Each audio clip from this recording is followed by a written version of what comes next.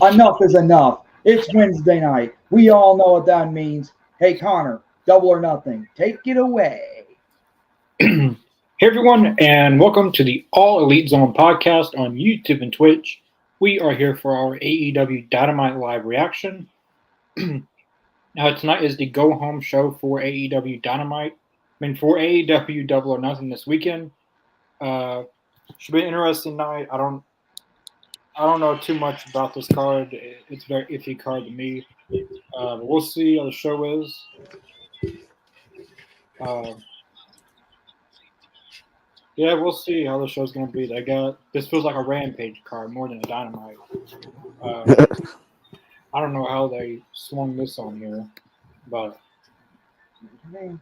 that's who their boss is. So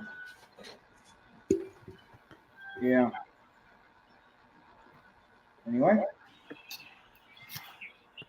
All right, so I'm a little late. I had to get my stuff going here. I had to reboot my whole laptop. But I'm here. of course we're starting off.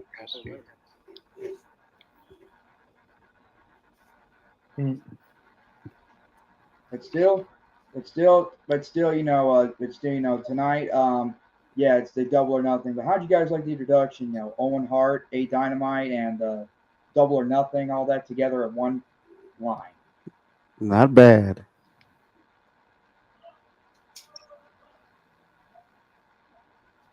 I'm so tired of seeing Don Callis. Ugh.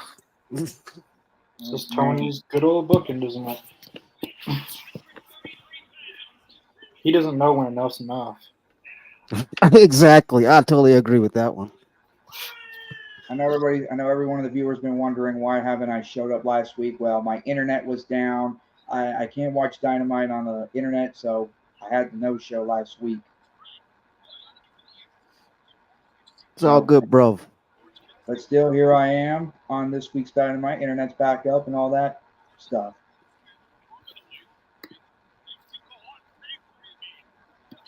Jason, thanks for watching. Hey, lights.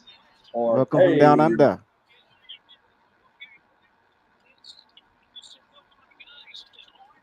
Now, who are these two? I think they're going against Trent and I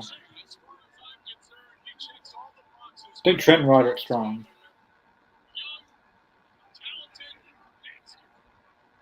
Whoever went, like whichever team wins tonight's not going to win tomorrow. On the pay-per-view. I think that's a given. Yeah. They've done made it so predictable now that you can already tell whoever wins this match will not win the pay-per-view. Like that's how bad they've got it predictable. Yeah, I agree, man. And we talked about this before. I think he needs to delegate. He needs some help with that creative side of it all. See, it used to not be like that. Like AEW wasn't always predictable, but over the past few months they've gotten that way. That's what WCW did. Like you could predict everything. They would do Hulk Hogan and not Hulk Hogan, like Goldberg and Hugh Morris and yeah. I don't want to see that. Oh boy, here comes Roderick Strong and the Undisputed Kingdom, I guess. But I'm interested in Roderick Strong and Will Ospreay. I'm curious if I don't think they would have Will Ospreay lose. Yeah, Roderick Strong just won the belt. Right. I would rather see Will Ospreay go for the international than the world title, though. I think he should have to work his way up. Like everybody else. Like he's already beaten a lot of big names, but he just got signed in like March. So, and not a lot of the TV audience is familiar with him. Like not everyone watches New Japan Pro Wrestling. Not everyone watches the promotions that he has been with. So, right. Wrestling in Japan is a lot different from wrestling in America. Well, not even just America, just national TV.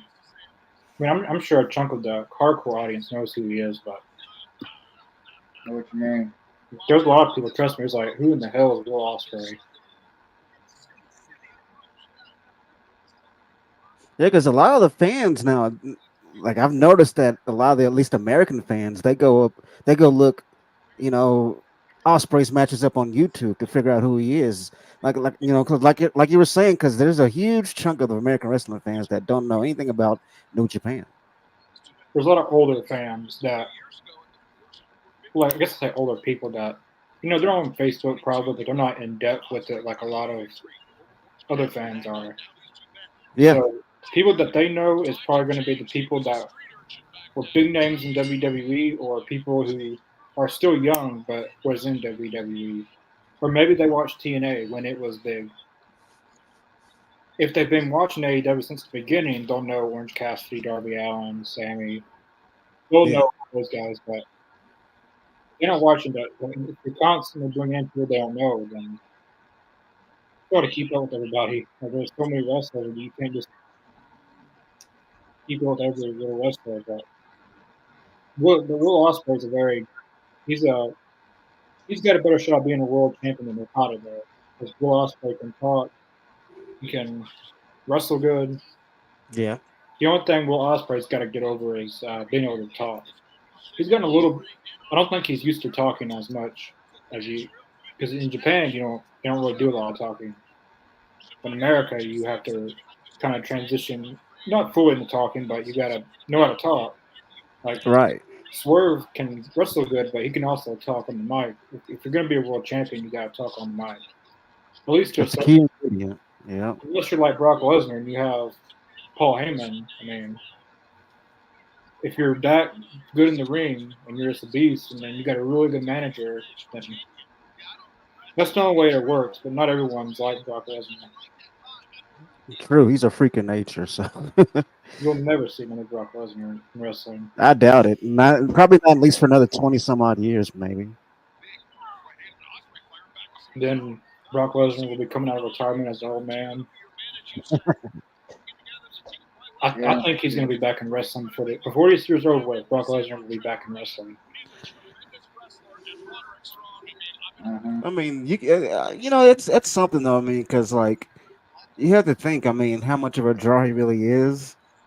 And I mean, you put him up on that. You can put him up there with Hogan and Andre. I mean, as far as being a draw, Totally. because people will come from everywhere just to see Brock Lesnar hit one F5. I've never seen Brock Lesnar in person. Dude, Never. he is massive in person. You think he's huge on TV? That dude is massive. And I heard that he lives in a private life. Yeah, he was. Oh yeah, Uh, Johnny, thanks for watching. James, thanks for watching as well. welcome all. Yep. So Tony Storm, Rhea May versus Rhea and Harley Cameron. The match last week was Tony Storm carried the whole match, but hopefully Anyone, tonight tag match, sorry, will be good.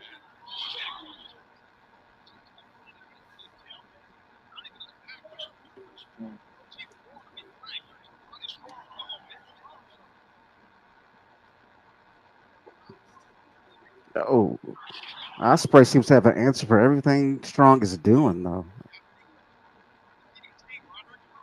Like he studied his playbook.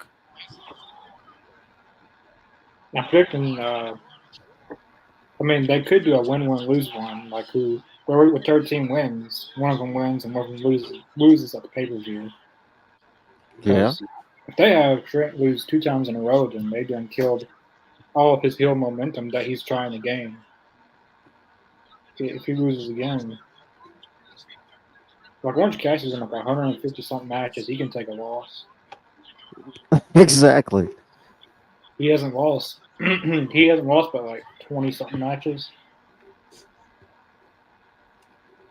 And Trent needs to heal momentum to. Yeah, definitely. I want to see more of this trail. This trail. I want to see more of this Trent heat. You know what I'm saying? Because he's getting so much heat right now, and it's perfect.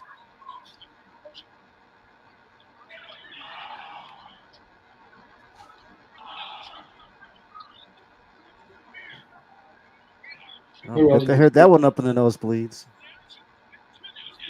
yep.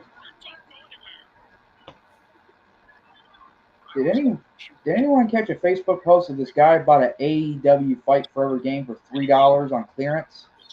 I saw $3? that. Yeah, Is it real? Or better than it's real. Well, when I went to Walmart today, the AEW Fight Forever and PlayStation 4 and 5 cost $10. Pretty much, yeah. I don't know why. Is it low selling or something? Probably because no one's playing it anymore. I mean, they're not giving people a reason to play it. You know. Well, And I I'm hate thinking to be the bearer of bad news. No, AEW hasn't came out and said it, but season 4 is supposed to be the last season of the entire game. This last season that they put out, it consisted of Edge, Samoa Joe, and Jay White, and that's supposed to be it. so they did season 4 recently, or they haven't released it yet. Well, they released the first part of it, Samoa Joe, and then they'll release another part in June and in July. I really feel like the only reason that they supported the game this long is just so Tony Khan can say he supported a game longer than WWE. It could be that petty. Yeah. That's what he's gonna do. Well, I'm thinking about trying to get the PlayStation 5 though, but I can't tell which one should I get the console. I mean, I I have the already disc. have a PlayStation 5. Like, should we go with should I get digital or the disc? I have the disc. I just preferred having the physical copy. I mean, I still download some games, but cheaper wise, I think the cheaper one would be the uh, downloadable version. Yeah. Well, well, if you got the disc version, how did you play the 2K24 and the Fight Forever? Well, I bought the WWE. I just put the disc in. Fight Forever, I downloaded on there because So I you bought wanted, the 24 in physical disc and Fight Forever in digital. yeah, because I wanted the Matt Hardy DLC. I wouldn't have paid that much money if I would have knew the game was going to turn out like this. I wouldn't have I bought think it. a lot of people feel that way. I wouldn't have bought it. Like everyone was so hyped about this game, the first non WWE game in years, and they give us crap. I mean, the And that's gameplay, like the gameplay's fine. Well, Yeah. The characters look cool, or some of them. Don't look at Allie on there. well, I'm gonna get the PlayStation 5. Well, not right now. I mean, in a couple of months, like on my birthday. And all fans have been asking is new match types, and they're not. In this new season 4, they're going to give you a new match type, but it's a tournament mode, not really Yeah.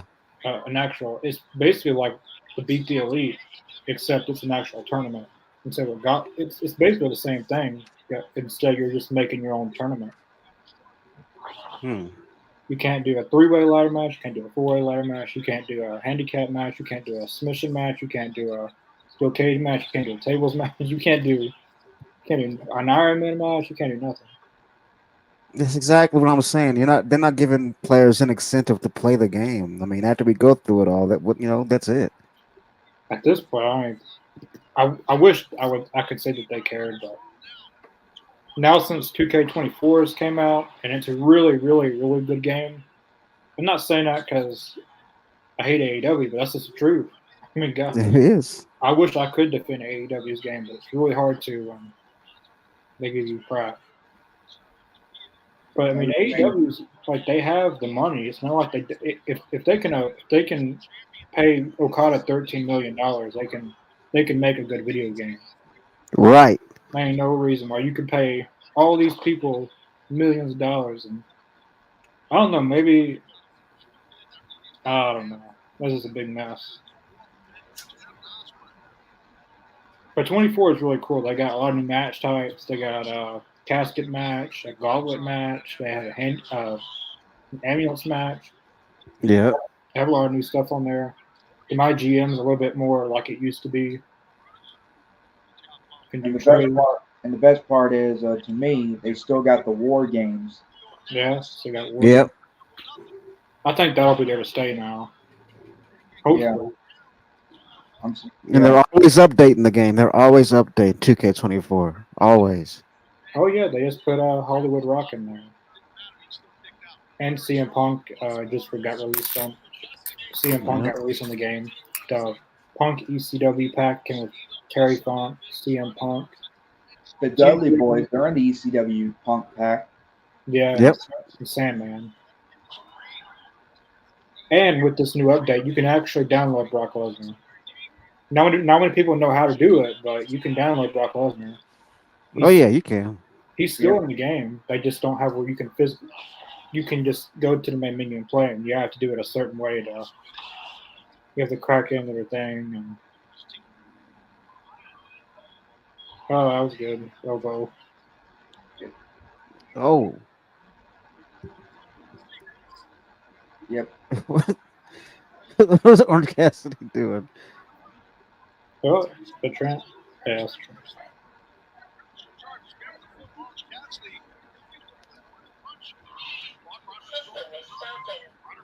Oh, that was good.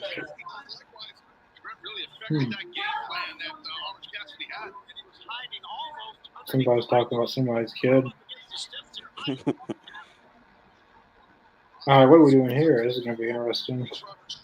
No, go back up there. I want to see what was supposed to happen. Right. Dang. That was good.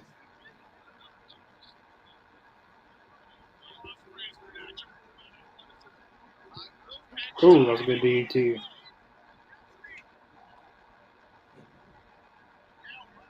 Bryce, this is unfair. Why are you not counting one of these two guys out?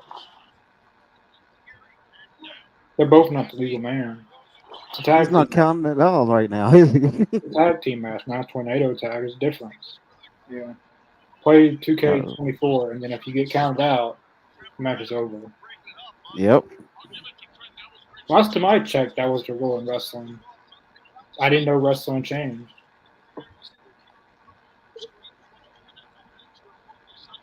I would have done that in a wrestling match. The wrestlers would be on me. The fans would look at me stupid.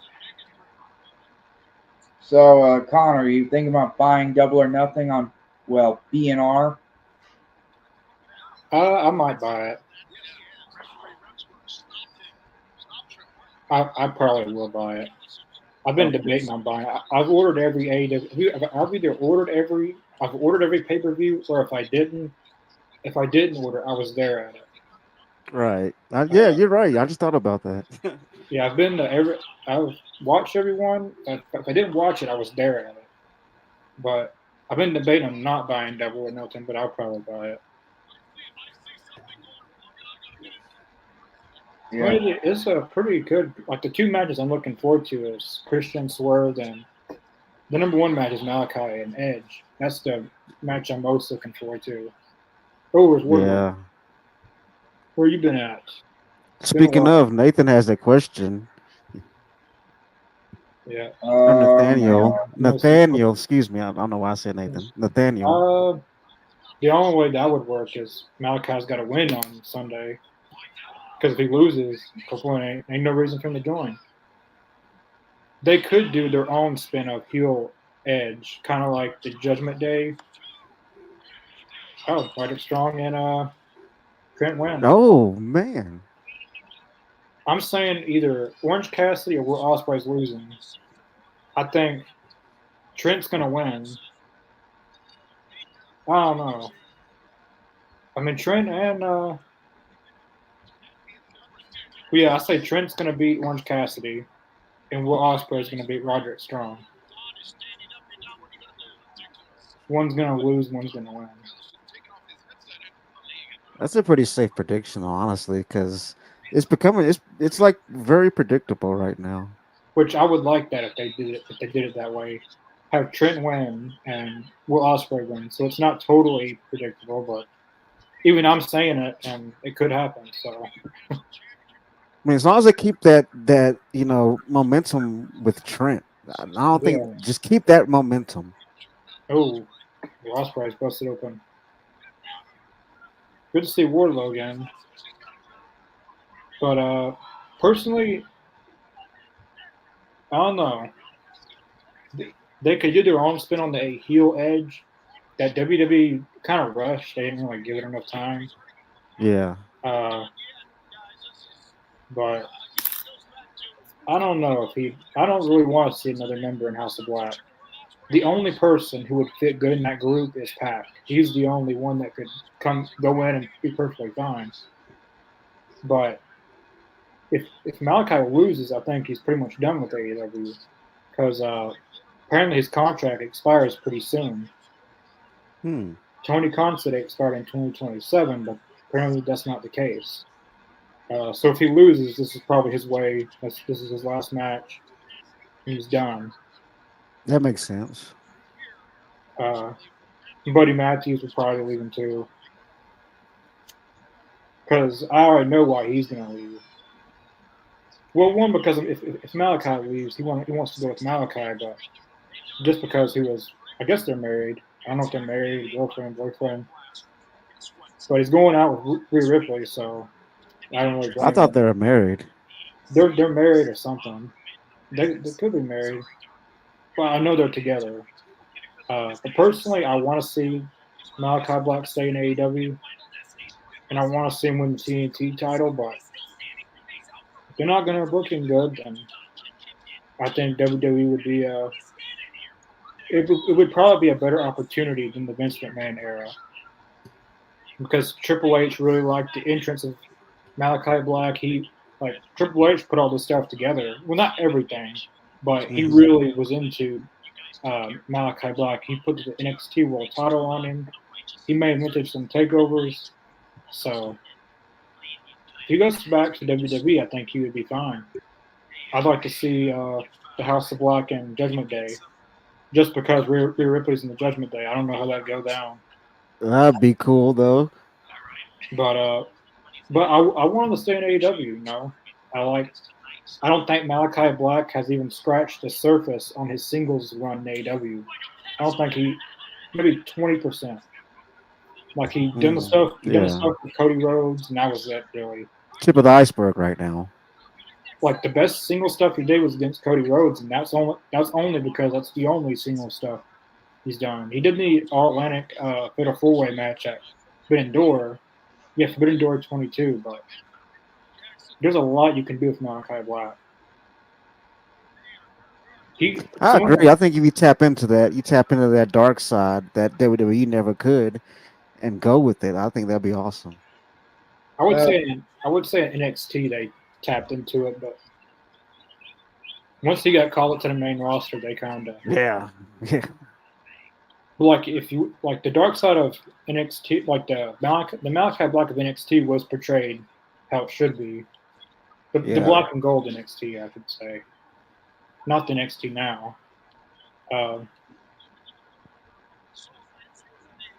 Yeah, I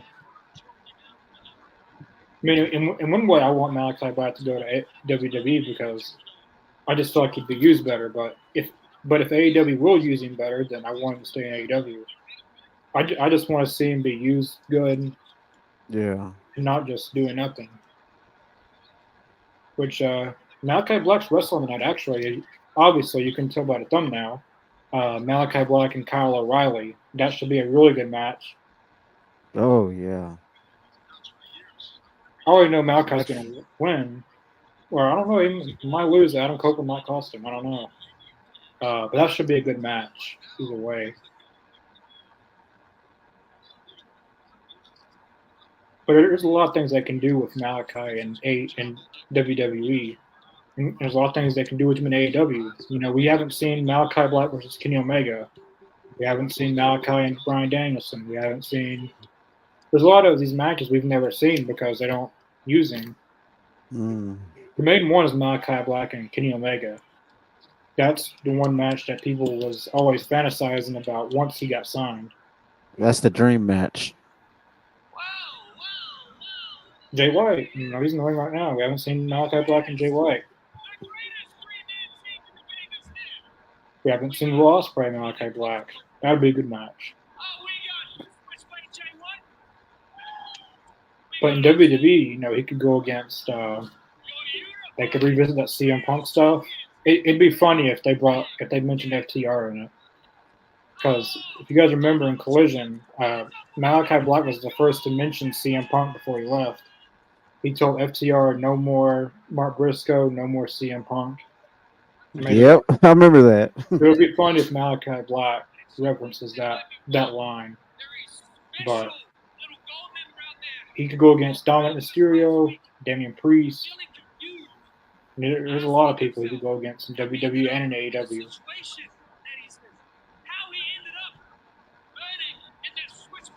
But I'm still going Malachi this Sunday's pay-per-view. It's in a barbed wire steel cage match, I believe. Yep.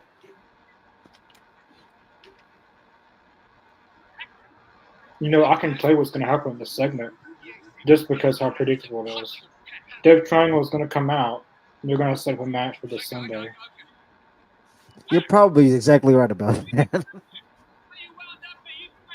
This is a bet. I'd take all their money. But that would be a good match, though. Dev Triangle and Bullet Club Gold.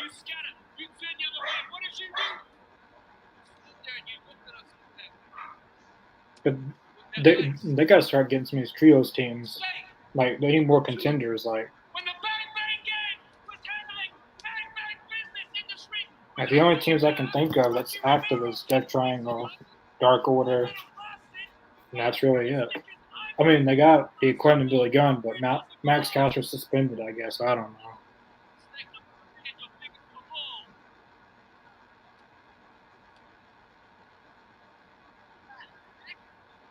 They have LFI, but Roosh is kind of doing his own thing. They haven't really brought back Preston Vance and Jalistico.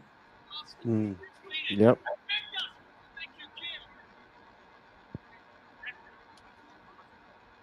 They need to form some more trios. I mean, they got the Elite, the new Elite. Yeah, everyone's back. Pac's been one of my favorite wrestlers in the AEW since day one, really. He certainly worked his way up, and I want to see him horse more gold. And if he joins the House of Black eventually, that'll be so perfect. I think the next title he wins in AEW will be the Continental Championship. I don't know when that'll be, but he needs to win the TNT title. He needs to win the tag. I'd like to see Pac be the first Grand Slam AEW champion. I know some people will say Kenny Omega or Moxley. I think Pac. He's. Yeah, what did I tell you? What did I tell you? He called it, huh?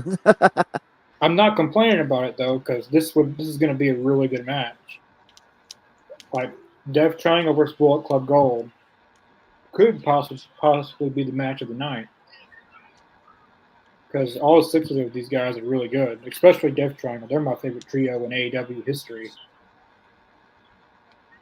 It's nice camera work with the Death Triangle entrance. Yeah, they've always had a really cool entrance where they show the first one, the second one, in the middle. I've always liked their visuals and their production with them.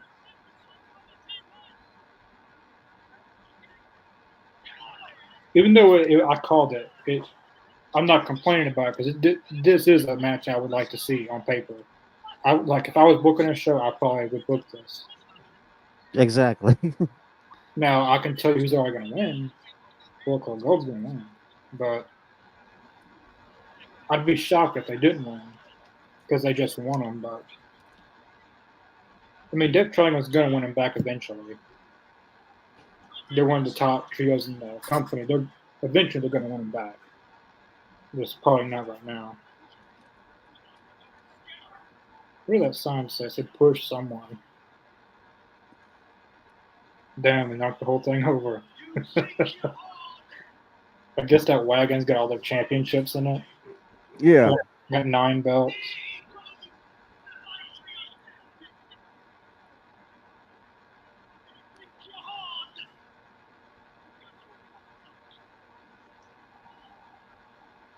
I'm looking forward to this match. This match should be good.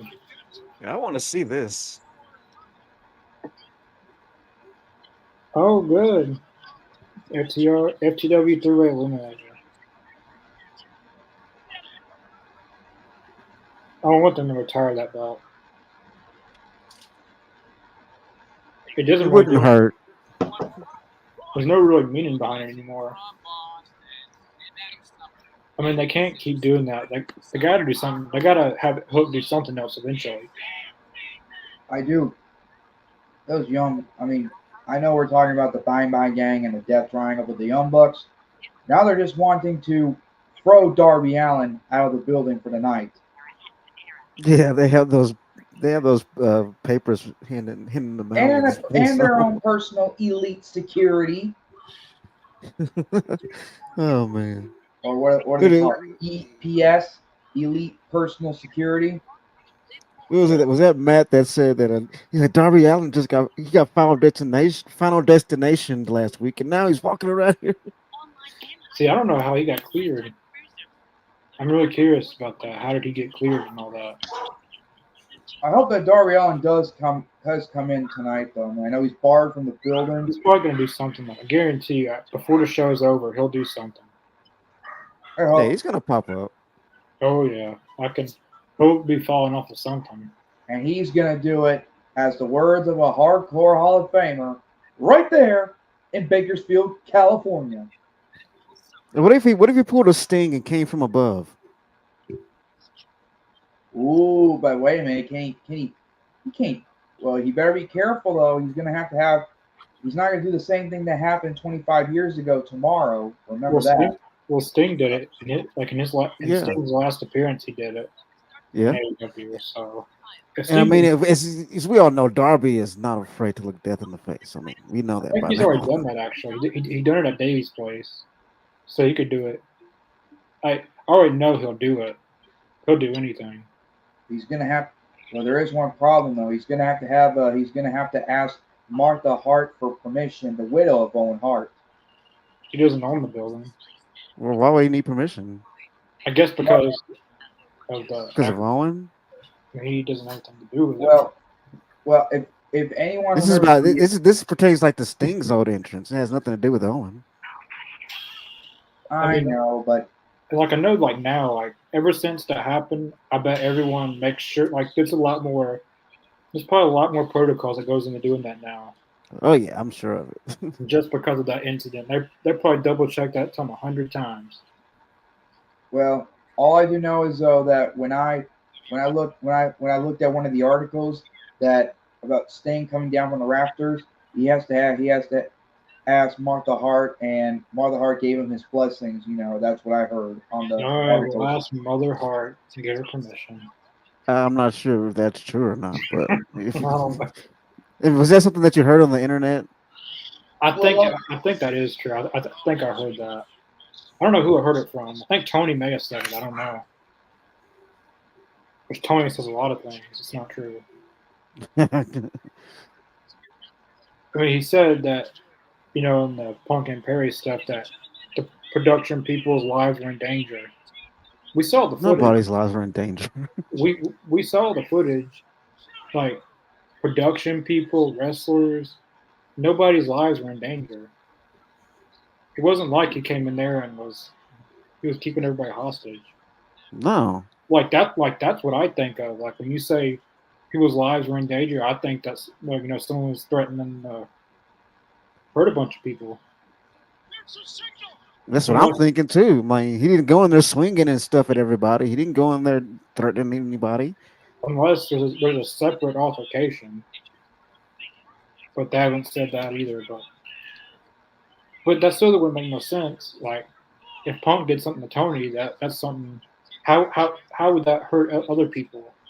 Exactly. I mean, I like Tony. If it wasn't for him, I'd be out of wrestling. But I think he just sometimes it's probably best to say nothing than do anything at all. A wrestler and promoter embellishing the truth. Say it ain't so. Sometimes it's better to say nothing. Well, I see some of those little posters on the barricade. Yeah, I seen that. I think this match is sponsored by a movie. That movie that they just showed. Mad Max Saga. Yeah, the Mad Max saga. What are those signs? You know what? The one that says Darby Allin, do not enter, banned from the building. Yeah, those were the little signs that the Bucks are passing out in the paper. That'll be another piece of memorabilia. Yeah. Do you remember the night that the Young Bucks tried to escort Darby Allin out of the AEW arena in 2024?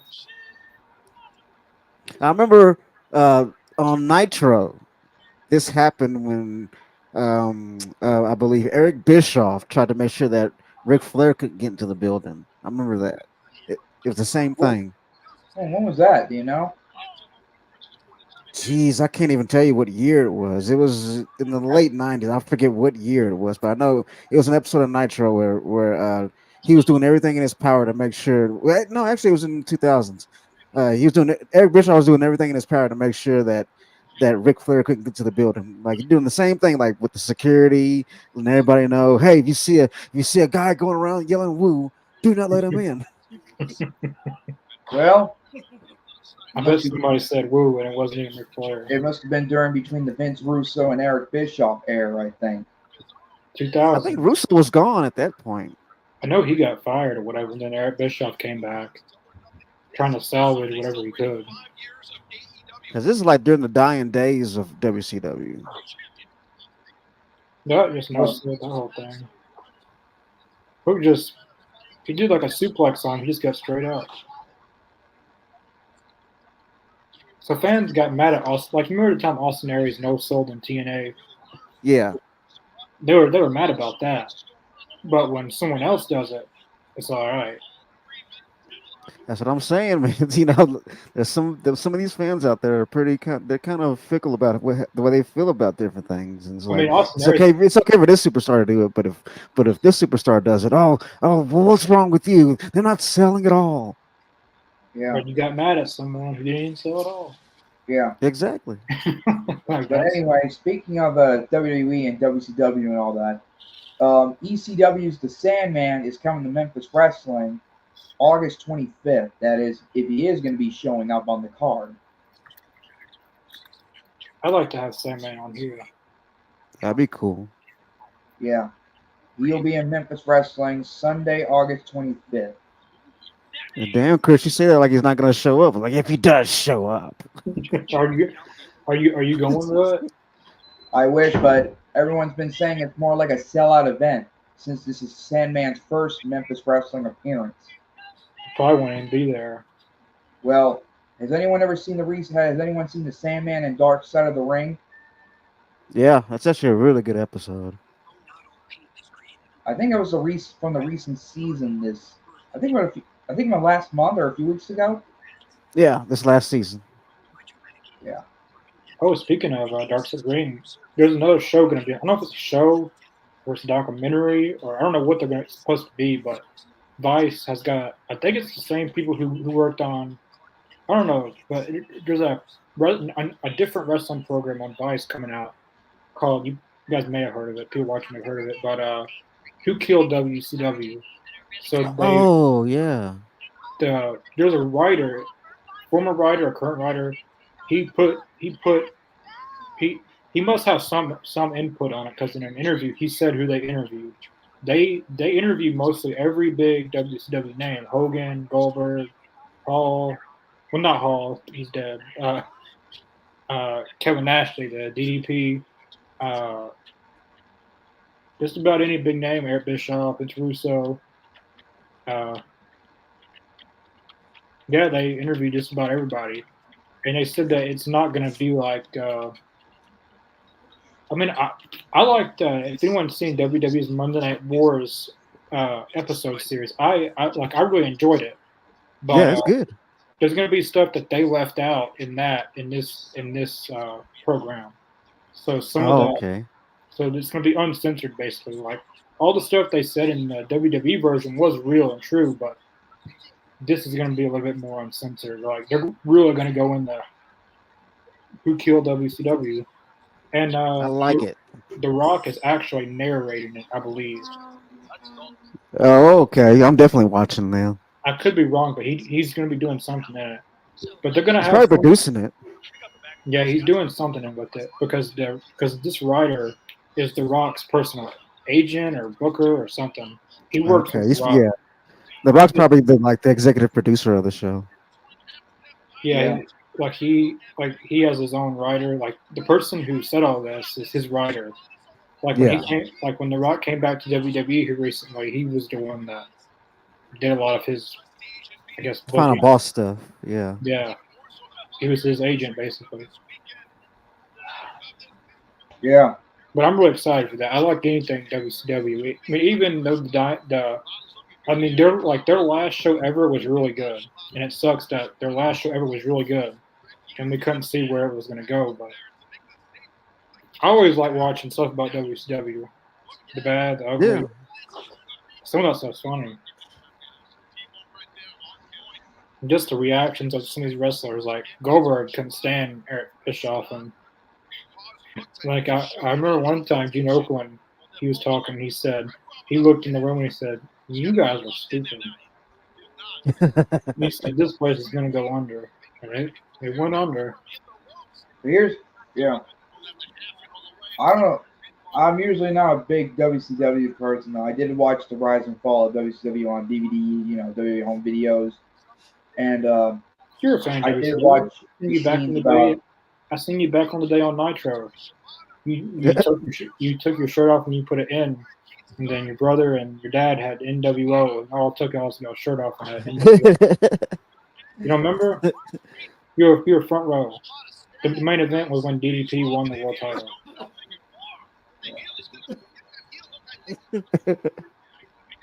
Yeah. That went over. I think that went over Chris's head. I was still talking until Connor a little bit Go ahead, interrupted me Chris. at Go the ahead. line. Go ahead, man.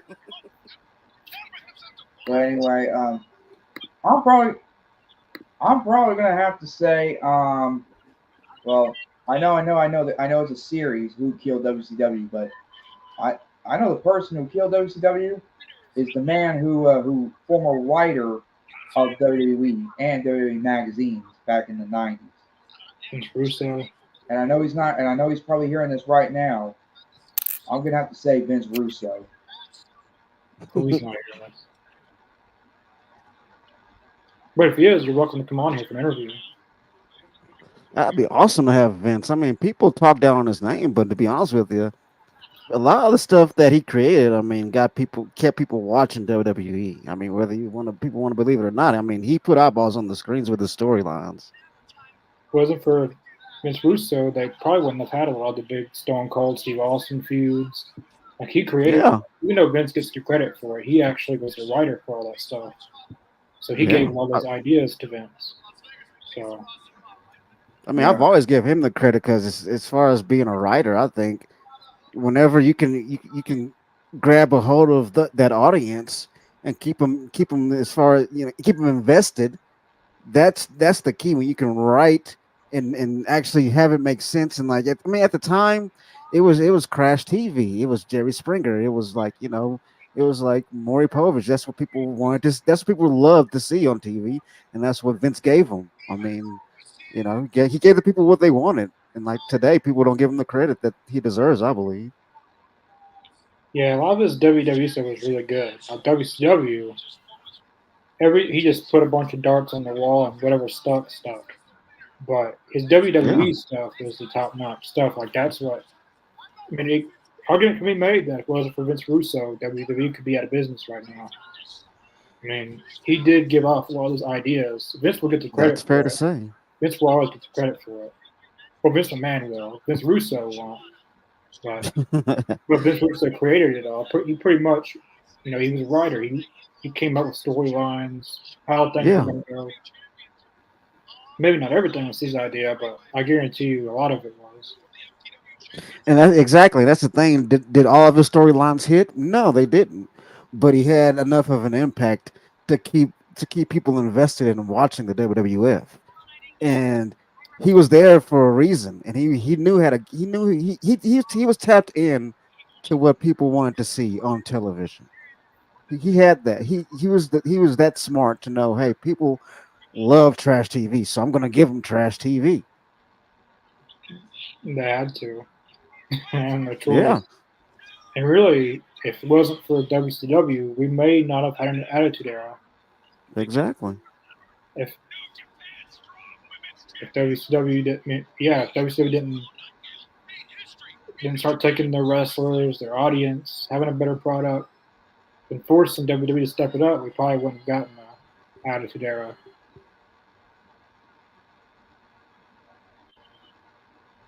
So they were trying to make Mercedes into a bigger star still, but They've lost all momentum with that. Yeah, because It's I know not. there's fans out there that they're kind of over it, you know. I mean, it doesn't mean they can't get it back, but Exactly. right now she has no momentum.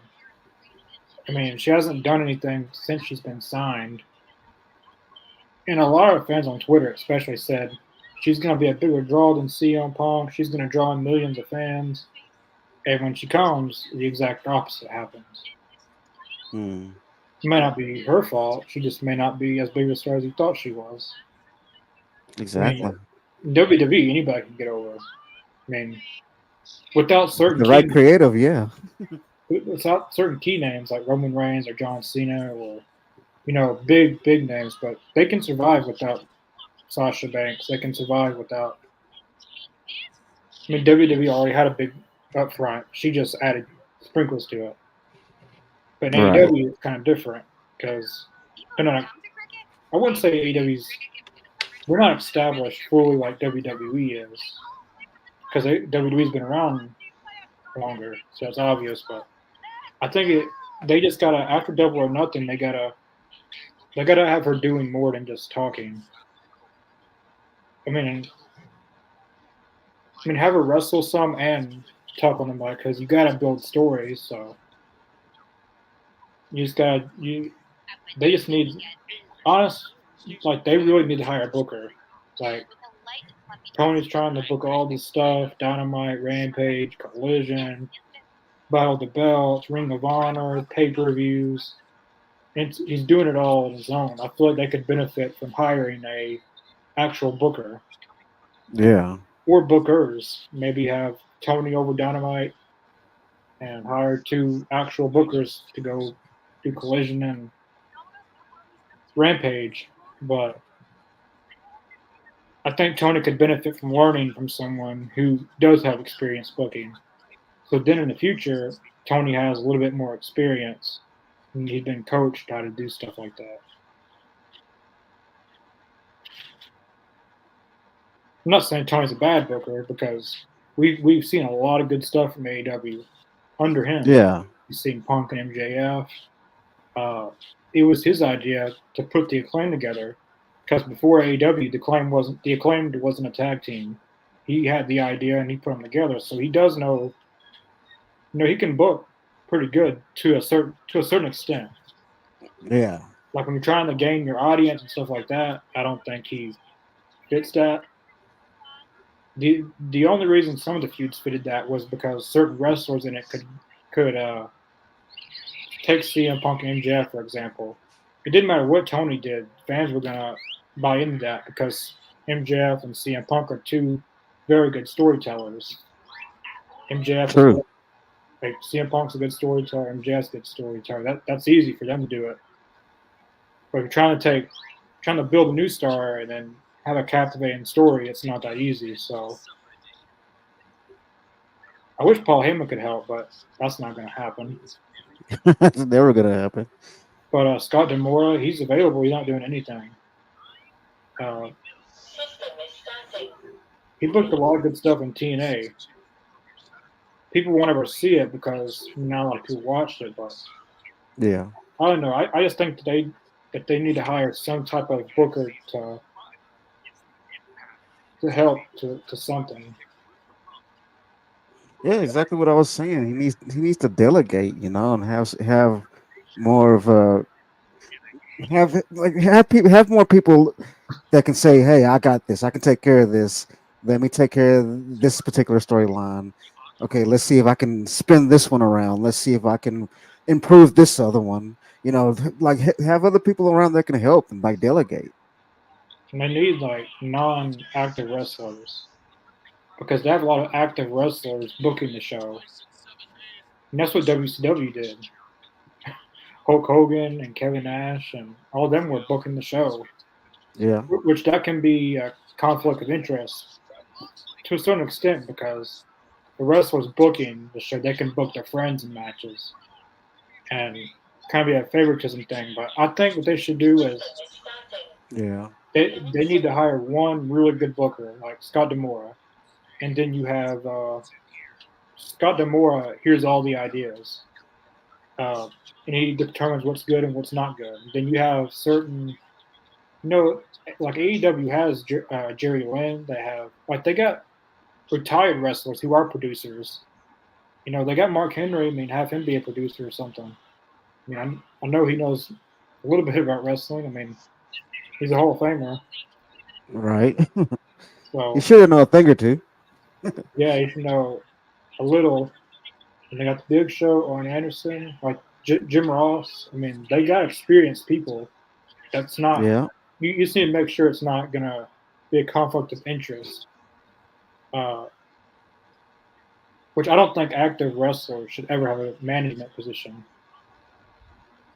Maybe if you're a retired wrestler, like kind of like Dusty Rhodes did with WCW. He was a retired wrestler, so it made sense for him to do that. But I think AEW can Yeah. benefit from from getting an actual booker that can help Tony. Then Right. and in the long term, that's going to help Tony gain more experience on how to book stories and matches. But anyways, got Nakeshita versus Matt Sydal. Fun fact: Matt Sydal is 0-14 of the year. Oh, I'm 14. He hasn't won a single match. Hmm. I feel like he should be able to win some matches. Give him at least one. I mean, I don't think he should win all the time, but shouldn't lose all the time either. Like, put him on Rampage and have him win some matches. I mean, those four-man gauntlet matches that we've seen with RVD and all that. Yeah. They should do another one of them and have Matt Sydal win it. Hmm. Hook versus Jericho. Yeah, that's what they announced. In that three-way, Hook and Shibata both had Brian Keith in a submission hold, and he tapped out to both of them. So it kind of made it. It makes sense to make it a triple threat because they both won. Like I don't think I've ever seen that happen. But sometimes we'll see spots like that, but that won't be the finish. Like you'll see two wrestlers having a submission hold on the same wrestler, but you don't ever see them tap out. Hmm. That was interesting because I don't think I've ever seen that happen.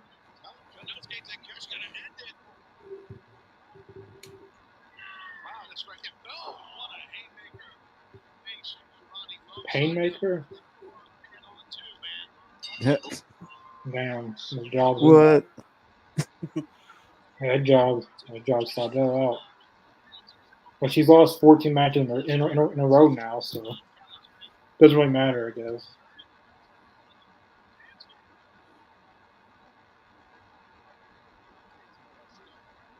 I like Nakeshita though. Hopefully he wins at Double or Nothing because they're doing an eliminator match on a pay-per-view. The IWGP World Heavyweight Championship eliminator match. It's gonna be John Moxley and Nakeshita. Oh damn! Oh, that was a good suplex. He picked him up like it wasn't nothing.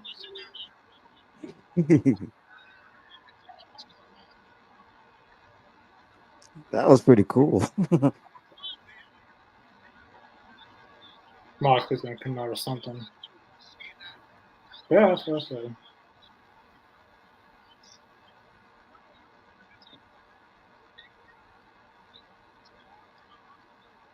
If Moxley was smart, he'd have been under the ring. So this entire time.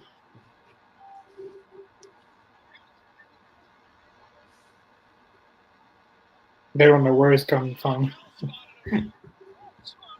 He's looking everywhere.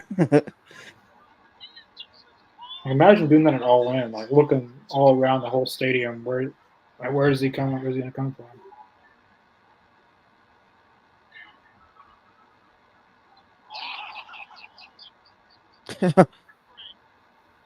Damn. Well, that's all we had to do to put him down. Right? That was hilarious. And take nothing to put him down. Just a microphone smashing over his head, and he's done. I love that. That was awesome. I really hope Nakeshita wins this because AEW has a lot of eliminator matches, and I see nobody those wins them. poster boards behind the commentator's desk. Yeah, they're really selling that. They're really pushing that all over the arena. Like they should put in the bathroom. Like they should put those signs on the stalls, by the soap, the merchandise stand, concession stand. They should start putting it on people's cars outside. Just put it everywhere. Plaster it everywhere. Put it at local restaurants. Hey, you can probably get them to watch it. There you go. You guys know he's probably there hiding, and at the end of the show, he's probably going to attack you guys, right? Don't you know how Darby operates? Oh, He's probably hanging out by the ugly ass Cybertruck. oh, this is funny. Swerve. He's in Gorilla.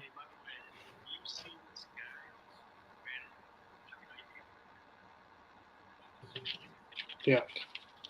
He crumbled it up. Well, yeah, you idiot. Oh, jeez. Those. I can't say it. Oh, Swerve. Say it. Those. I can't. I know I can't. I don't want to get anyone in trouble. I'll say this: those pieces of. Those pieces of shit. There you go. You can say it, man. You're a big boy. Come on. Say it, Chris. I know, but I don't want to get this. I mean, Dude, come on. Say what you got to say. We're not going to get in trouble, dude. We're all adults watching here. Well, I'll say it anyway. All right, fine. Those bucks, those young bucks are EVP pieces of shit. There you go. Let it out.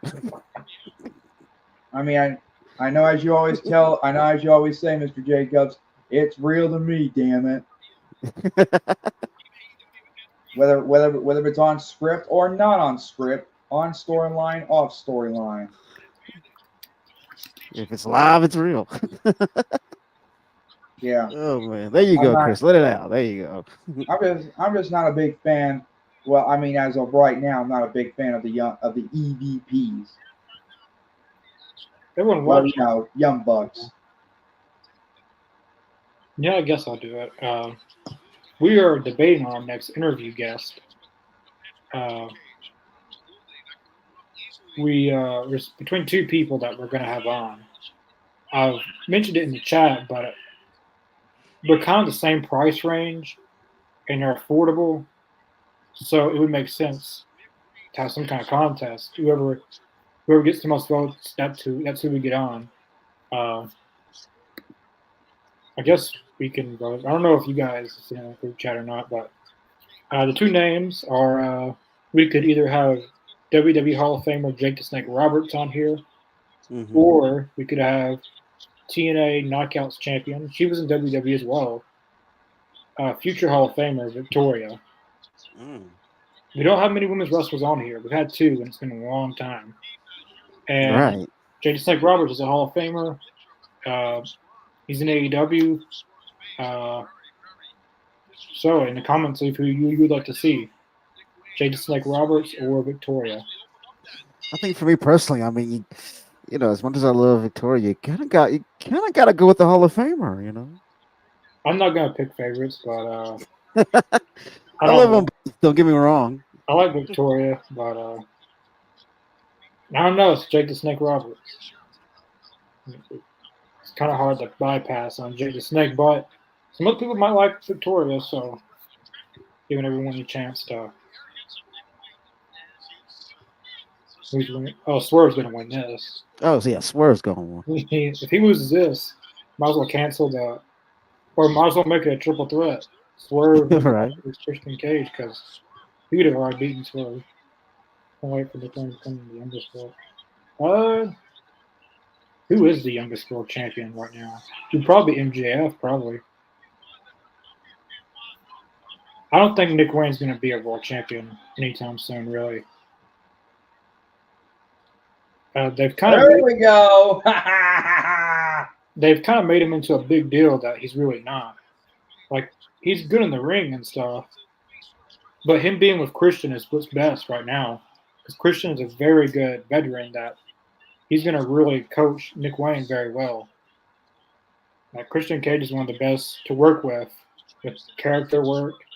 I mean, Christian Cage is doing some of the best heel stuff he's ever done.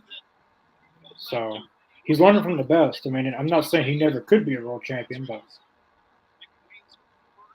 I could see Darby Allin becoming a world champion first before Nick Wayne.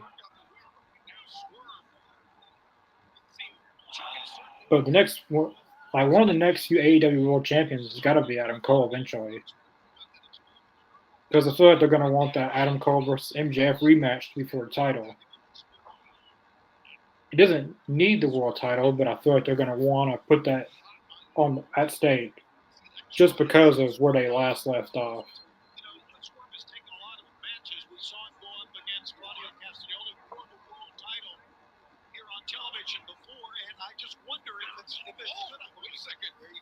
Hopefully King Omega wins it again eventually. No, he's injured right now. Heyman can go for the ROH. I don't know if WWE Discovery would allow that, to be honest. They really didn't want Chris Jericho on there. I don't know if anyone's heard of stories about that. They didn't want him on there. Like, I can understand that. It was the pay-per-view where he was the ROH World Champion and he lost it, I think.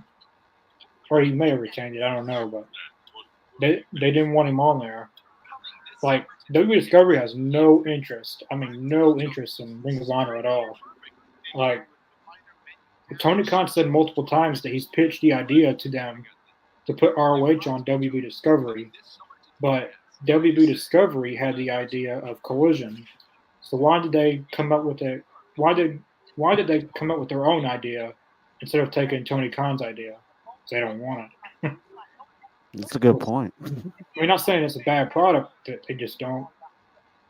You're not going to sell something to somebody that they don't want it. But ROH could have already been on TV. They could have been on the CW, but Tony Khan declined. NXT and the NWA will be on the CW now. NXT is going there this fall, I think. NWA should be going on there pretty soon. But I mean, they can just release Hangman and put him in Ring of Honor, but I don't see that happening. But they got to make ROH more distant from AEW. Because even, like, they don't have any star power. Because, like, who do they have that Mark Briscoe can really go against? I mean, I like Mark Briscoe, but I don't know anyone that he could go against. Like, they don't. ROH needs a more set roster. That they can have people, like, there's a lot of free agents. Like a lot of people, like, they like to sign a lot of people to AEW, but a lot of these people, they should just sign them to Ring of Honor exclusively. They just need to amp Ring of Honor up a little bit more to give a little bit more star power. I mean, I don't expect Ring of Honor to be like AEW, but at least be their own version of NXT. And even in NXT, they don't have major star power, but they have enough contenders to just stay on there and compete for their titles. And then every once in a while, they have people from the main roster come over and have matches. Like, that's basically what AEW could do. Yeah. Yeah, I agree. Moxley not being old, but really Jericho shouldn't be on there to begin with either. He's supposed to be on Fozzy tour. Oh yeah, that's right. He could have gave someone else an opportunity if he would have taken that tour. I don't even know if he's doing the tour. I don't know what happened with that. But yeah, I'm guessing that the reason that they're having him on there is because probably at Forbidden Door he's gonna put the title on the line. So they're wanting people to be familiar with it Mm. And they're putting him on there with the title now. I guess. I mean, they could do Mark Briscoe and Jay Lethal probably. I mean, Jay Lethal isn't really exclusive to Ring of Honor, but he's been on Ring of Honor a little bit recently, I think. So Yeah.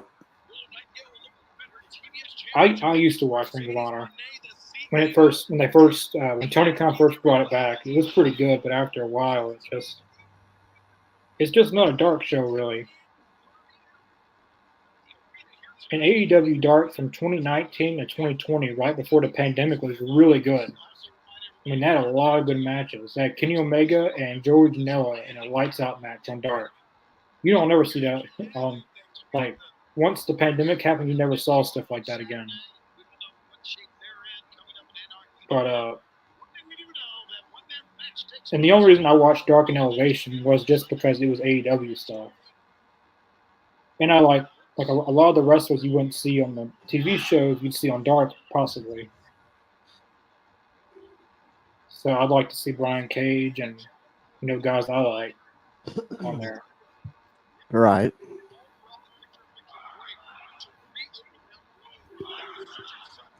Oh, Swerve and Wayne are killing it though, man. What matches we got tonight? We got the women's tag team match. We got Malachi and Kyle O'Reilly.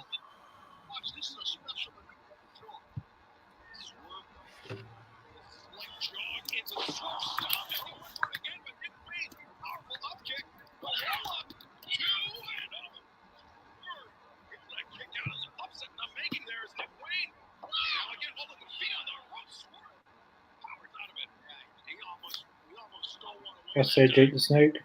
All right, we got one for. Well, audience-wise, we have a 1 for Jake and 0 for Victoria. If anyone's just not tuning in, our next special guest will be kind of up to you guys. Would you guys like to see Jake the Snake Roberts on here or Victoria?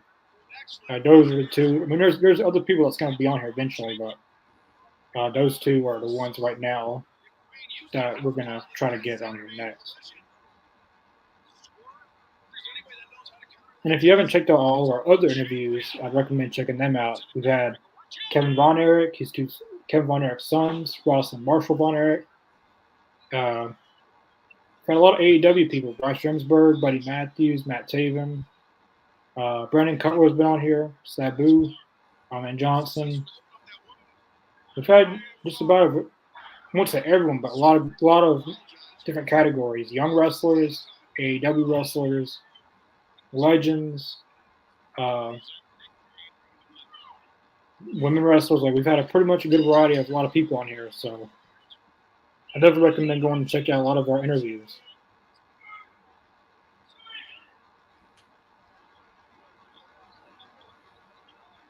Ooh, kill switch.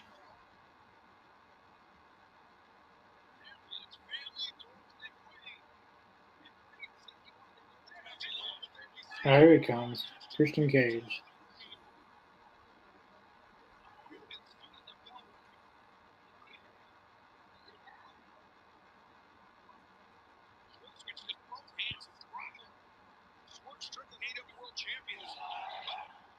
So where's Prince Nana been at? That's a good question. Brian Cage and them turned on him, but Prince Nana wasn't there. So who is Prince Nana aligned with? I don't know what happened to him. I guess he didn't want any part in it. He must have knew it was gonna happen.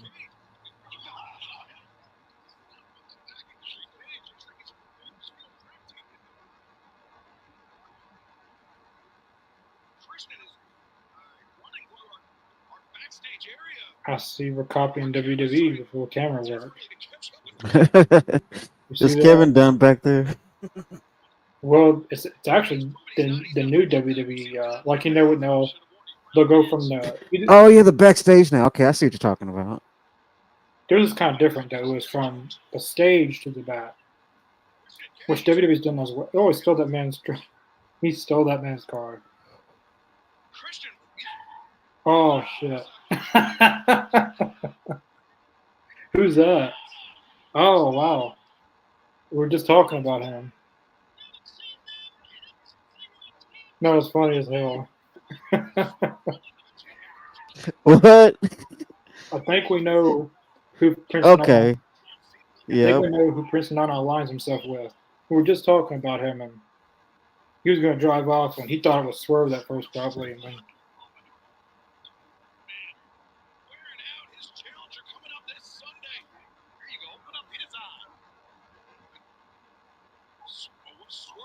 he swerved when he drove, literally. It's sunny there. They're in California, so.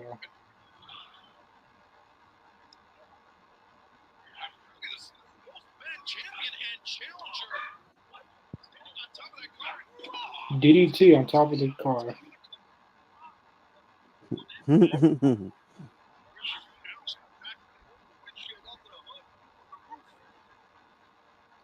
Someone's got a chair.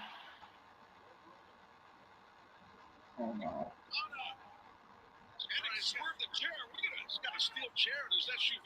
Something's gonna happen. Ghost or someone's gonna do something. Ouch.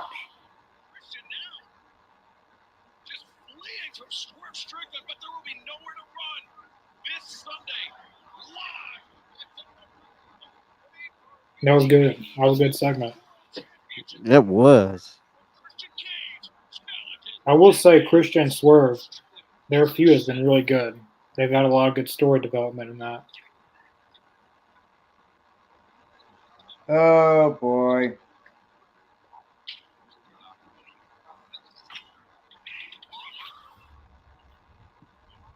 That Kyle and Roderick Strong came in. Yeah, they did it at Dynasty, and that was it. I don't even know what they're doing with the Undisputed Kingdom, really. Like that group, it was like that entire group's peak was when they started. Like when they formed at World's End, that was their peak. Like that was it. Like they haven't done anything since then. And like people will say, give it time, give it time. But we've waited January, February, March, April, 4. No. We're in the 5th month of the year. We waited 5 months. And still nothing? How long are we supposed to wait? Years? At that point I don't care. Yeah, you get kind of tired of it, and then you're like, whatever. I mean, I know Adam Cole's injured, but there's ways around that to still make it interesting. Like, Right. have him film videos and do something. Like it makes him like, you know how sometimes they'll show videos on the screen where it's live on TV, but they film that stuff way in advance. So he's still on the shows regularly, but he doesn't have to be there. But damn, 5 months. I swear, if they're still on the route they are by the end of the year, I don't care. Oh, I really don't care.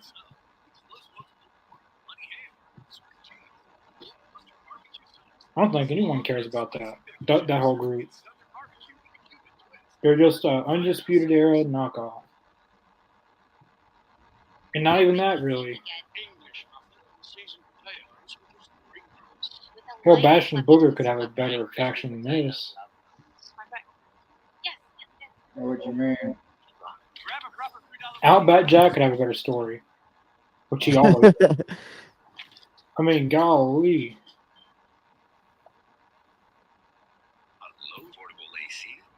Might as well put Marina Shafir in the damn group because, I mean, the group's ruined.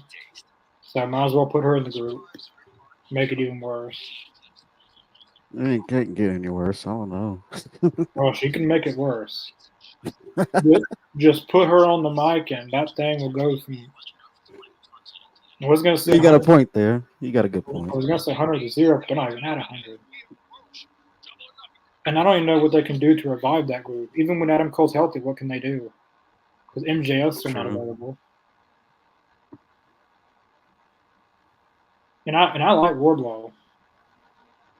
I have a feeling that he's. I feel like he's one step out the door. Like if you guys seen his looks, like in backstage promos, you just look at him, he looks miserable to be there. Yeah, he looks like he's phoning it in. That's sad. Is this Malachi Black's first one-on-one match? On Dynamite maybe. He's had a few singles matches on Collision Yeah. and on Rampage. I remember Malachi Black did have a one-on-one match with Cody Rhodes before Cody Rhodes left the company. Yeah, he's only had about, I don't even think he's had 10 singles matches in AEW. He may have had 7 or 8. But the main ones that people will remember is Cody Rhodes probably. Yeah. But he has had some singles matches for recently. None that people was gonna remember. But Speaking of barbed wire steel cage, does anyone remember No Way Out 2005, The Big Show versus JBL? yeah, I never. Yeah. Someone said it on here, and then I looked it up, and yeah. It was at No Way Out 2005, and it was WWE's probably first and only ever barbed wire steel cage match.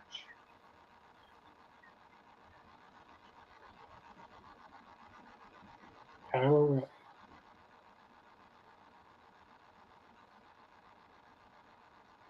I wonder if we're going to see Kyle O'Reilly against Adam Cole in AEW. against who? Adam Cole. Yeah. I thought you said something else. Yeah, that'd be a good match. We already seen them in a non-sanctioned match in NXT. Yeah, Adam Cole got whooped. Huh. He really did in that. If anyone remembers that.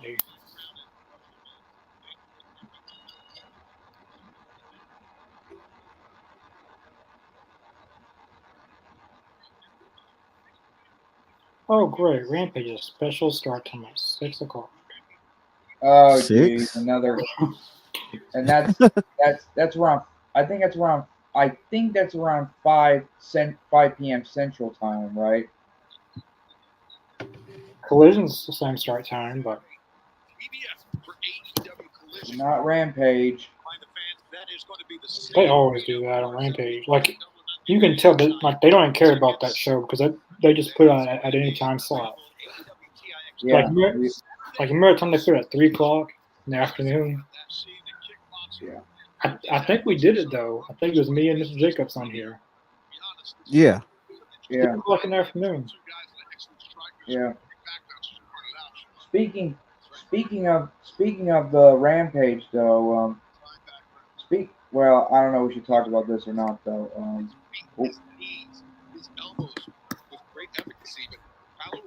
Talk about what? Well, we all know tomorrow if we're doing it, Talking Elite. Yeah, we'll be here talking elite. Tomorrow's topic will be about Owen Hart. Or as I like to call it, a tribute to Owen, 25 years later. Yeah, the 25th anniversary of Owen Hart. Be tomorrow night. Adam normally does a really good job at hosting Talking Elite, so probably me, him, and Chris is going to be on. Brandon will be on. Normally Amar's on there. Yeah, it should be a fun episode tomorrow night. Definitely tune in tomorrow night for Talking Elite. Well, I was thinking about trying to be on, but tomorrow is my grandmother's birthday. She's turning 68.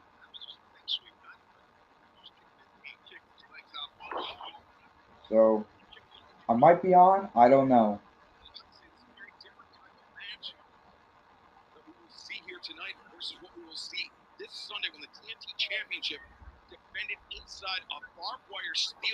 Ooh. Malachi Black. That was really good.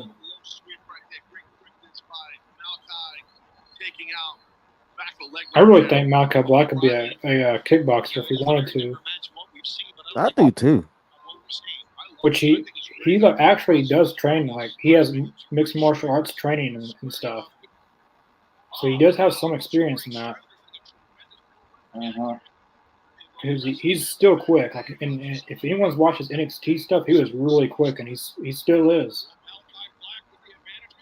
like his finishing move in NXT, like they were at Full Sail University, wasn't that many people there, and then every time he did his finishing move, you could hear it, like you could hear the smack of his finishing move. I don't think we've gotten that in AEW, probably because the crowds are smaller in NXT, but Victoria 1-1. 80 All Out. Yeah, they did move All Out. It was supposed to be the next weekend after All In, but they moved it 2 weeks after. So that's actually a good thing because it gives them. Last year they only had a week, but this year they have 2. They have a 2 week. They have 2 weeks where they can build towards All Out. Johnny, the best thing was Big Show choke sign, JBL through the mat. Yeah. Oh yeah, I remember that. Yeah. I remember that now. Which that made JBL win the match. This match, Malachi Black against Kyle O'Reilly, is his 7th singles match in AEW. What the hell? He's been in AEW since 2021. He's only had 7 singles matches.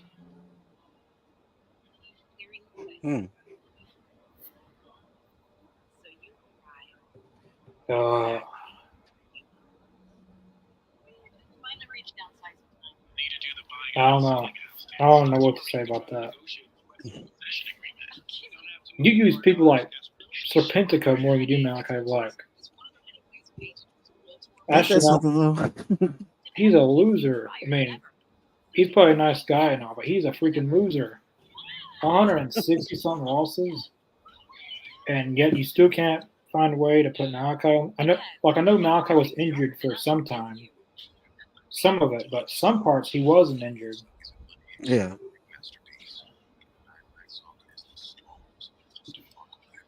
I don't get the thought process behind that. Looking for the perfect grill?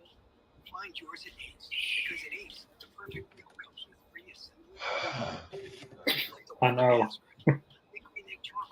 I don't know if he did that, but I'm glad they're using him more in singles. I know he had 1 singles match on Collision maybe a month or 2 ago, and he beat Brian Keith. And then he had another singles match on Collision against Christopher Daniels. Then he's had some trios matches and tag with Brody and trios with Buddy and Brody.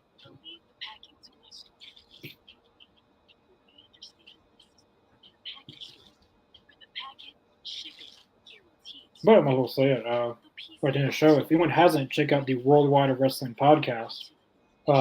Mostly me, Mr. Jacobs, do that. We do a lot of we talk about AEW on there, but it's the name Worldwide of Wrestling. We talk about other stuff besides AEW. We do reactions to WWE content when we can. We do Raw and SmackDown. I think every Sunday now we're going to start doing a SmackDown review. This Sunday might be a King of the Ring review, actually, because King of the Ring and Queen of the Ring is this Saturday. So it probably makes sense for us to do a King of the Ring, Queen of the Ring review instead of a SmackDown, because no one's going to be talking about SmackDown. They're going to be talking about. But other weeks we'll do SmackDown. But this Sunday, I'll probably be King of the Ring. But I have plans to do more shows on there. I was talking to Adam about hosting a show on there. Something different than Talking Elite. I had the idea of, I don't know, he had the idea of doing a pop culture show, talking about wrestling and maybe some other stuff on there. I don't know. But definitely go check out the Worldwide Wrestling podcast. I have a lot of plans on that channel to do. Yep.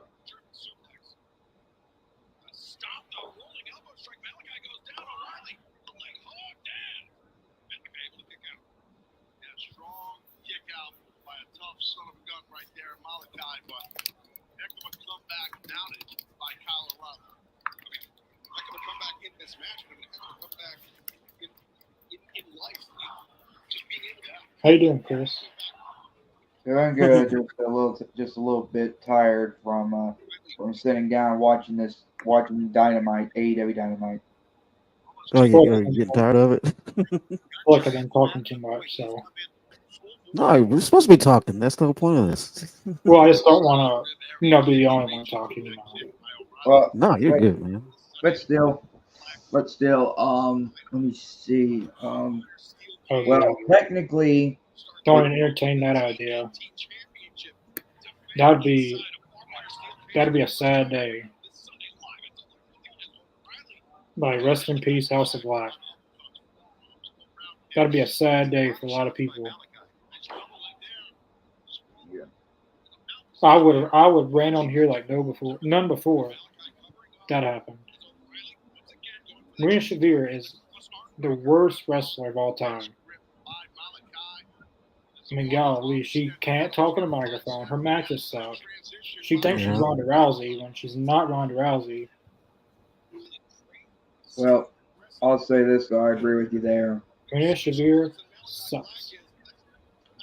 But anyway, as I was saying before the comment posted, yeah, I was in talk with a former referee until he, well, technically he had, let's just say he's, what's the word? Oh, well, can't show up on this podcast. What was the reason? Well, Connor, you and I had a little. Connor, you know him. He's friends with you on Facebook, and I'm friends with him just a couple of days ago. Yeah, He's no. also the same referee who was that night Owen Hart fell. Oh, okay. I know what you're talking about. Yeah, no, we were talking about it. Yeah, I was gonna invite him on the podcast to talk about that event, but technically he was booked that day, so sorry, folks. He's booked. Well, booked somewhere else. You guys know who he is. It's a former WWE referee, Jimmy Corderas. Was he going to charge anything, or? Well, just recently that I just know he lives in Canada. I mean, we could still book him on here, man. Yeah. Yeah, but just not tomorrow. Damn. Yeah, that's probably it. Kai Black wins. That was a really good match. That was. That was probably Wow. that's probably the best match of the entire show so far. Know what you mean? Like, the main story I'm most interested in AEW is Malachi and Edge.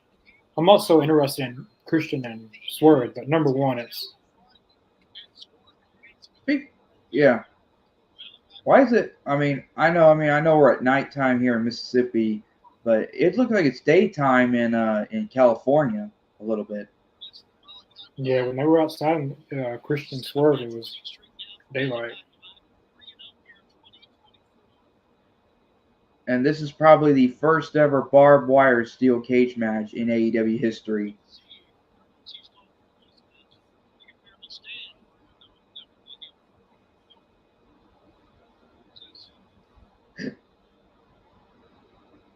Uh-oh. What's going on here? What is this? Is Demon Balor making his way to AEW? Demon Valor. He's not with WWE anymore, so technically, what the hell? Holy shoot! What is that, blood? Do you remember who did this before? Yes. It's I remember Gangrel Kane whenever dropped Edge is with the Brood. Yeah, you guys remember when Kane dropped the red stuff on Stone Cold in '98? Mm-hmm. Didn't WCW do this as well? Yeah, but they didn't do it right. Yeah, they didn't get it down right. But I think it was WWF and Gangrel and the Brood that did that whole There's no way spot. that's pure blood. That makes sense of Adam Copeland doing this since he was part of the Brood and they did the bloodbaths. He looks more like the Judgment Day It Edge. doesn't look like blood. The It evil Edge. It looks like red gooey stuff. Sick. It kind of looks like red gooey jello blood. I don't want to think about if it's blood or not blood. It's gross. Well, I know it's not blood. It looks like it's a fake gelatin blood because it's not even dripping out real bad. It's pretty thick looking. It's thick. Very Yeah, thick. I hope it ain't from humans. yeah. I hope not. Unless they use some kind of a ingredients to make sure it Like looks like like it's, you looks like know, a bunch of jelly. jelly with fake blood in it.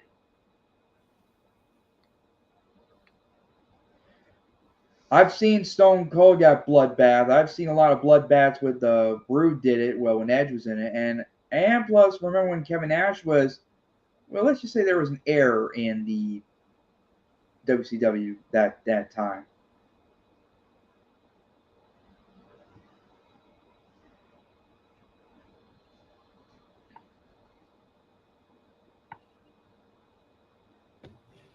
Oh boy! I hope Darby Allin's going to come from the ceiling tonight. That is if they allow it.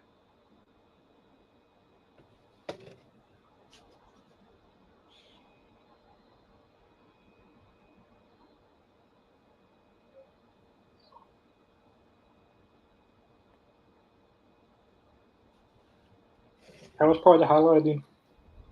That moment's probably gonna be the highlight of the entire show. That stuck out the most because I wasn't expecting that. Me either. Or as the words, I did not see that coming. Oh man, guess what someone put on Twitter? What? Someone else. I said, "Damn, Malachi really loves this girl every day of the month."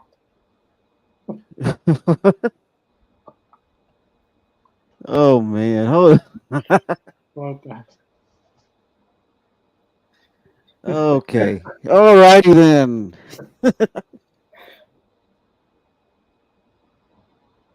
Oh yeah.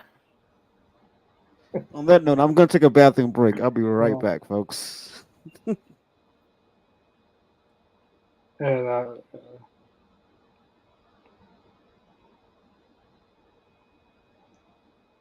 But still, anyway.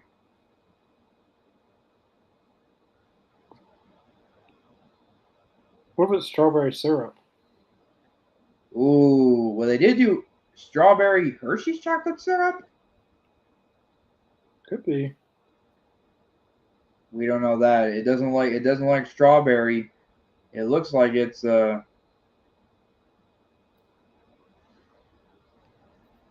you know. Let me see if there's anything else in mine.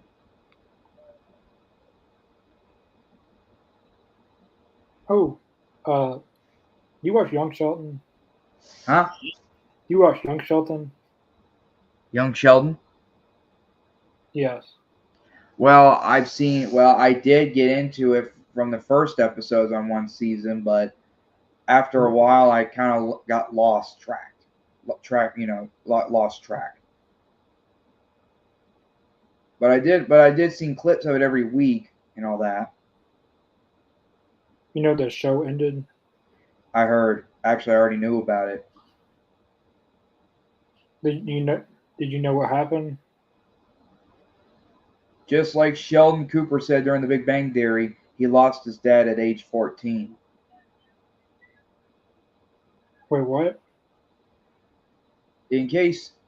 Well, I know we ain't supposed to talk about TV shows, but I'll make this quick. In The Big Bang Theory, when Sheldon Cooper said he lost his dad at the age of 14, in Young Sheldon, that happened at the series finale. Well, actually, before the series finale. That is true. Oh, Mr. Jacobs, you're back. I didn't know. Well, you're back Yep, on just audio. popped in. Everyone watching, what did you guys think about Malachi and O'Reilly? Or what did you guys think as well? For Oh, that match hit. that match is pretty good though. It was really good. It was the match of the night so far. I wonder when the Young Bucks are gonna defend those tag team championships. I'm guessing probably never, according to them as EVPs. Well, they're dropping those titles, just not sure when. Who are Young Bucks? Oh yeah, nobody holds titles forever. unless you're Roman Reigns. Or Roman well, Reigns technically, well, the Young Bucks did carry the championship tag team titles until they lost it. I think I know who's going to beat him, but it's not going to be for a while. It's probably going to be Moxley and Claudio Castagnoli. That is if the Young Oh. Bucks got. That is if the Young Bucks got a set to Because do you it. know, Revolution, they beat FTR. So eventually, they got to go for the tag titles. I mean, you can't just have them beat FTR and do that. Like, not have them go for the titles. If not them, then maybe they do a different thing that they've never done. Maybe they do Private Party or Top Flight. I wouldn't do Top Flight because they need to stay a year healthy before putting the title on them.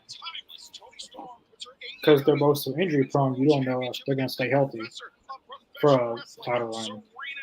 But if I had to pick, it'd probably be Blackpool Combat Club. The Lucha Bros would be good too. I didn't think they had a. I thought their tag team title run before could have been better. So, and Ray Phoenix is back now, so I have the Lucha Bros pick.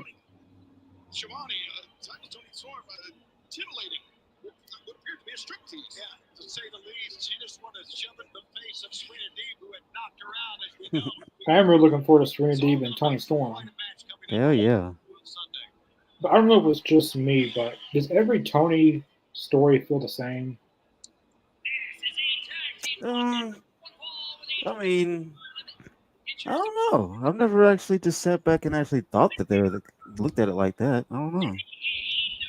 I think the best feud that she's done, like since being the Timeless Tony, is her and Deonna Purrazzo. That was the best one. I mean, the feud with Thunder Rosa, it was all right. I feel like they should have booked them, like they should have gave them more TV time. Like they should have had them in a promo segment or something to make it, because that's what they did with Deonna and Tony. Like they gave them mic time, and it furthered the story, so it got people more invested in it because we didn't know that they had matching tattoos, that they were friends and all that. And if they wouldn't have had those talking segments, we would have never knew anything about that. But the feud with Serena Deeb, I feel like it should have been a little bit better. Like they could have done something more to make it feel like a bigger deal.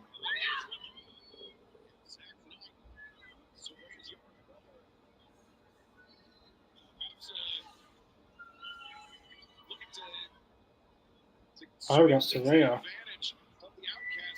Also, they need to start using Saraya more. I like to see her. We haven't seen Sorry, go ahead. I was just gonna say that I didn't think that she had a really good AEW Women's title run, so maybe they put the TBS title on her next. No, we haven't seen Saraya in the ring though in a while though. Something about her visa expired or something. Well, she lives in America, so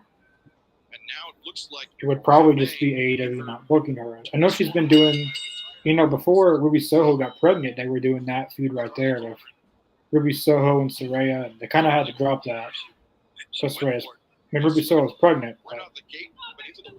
Oh yeah, Ruby Soho did get pregnant, and just recently, Ruby and Angelo are now officially married, according to Marjorie. Yeah, I saw the pictures. It was awesome. Yeah, and at first I thought Kool-Aid Angelo was not good enough to be with one lady. Oh, you thought he was too cool? Well, not to me. Well, somebody did, and I'm not going to say who. Who said it?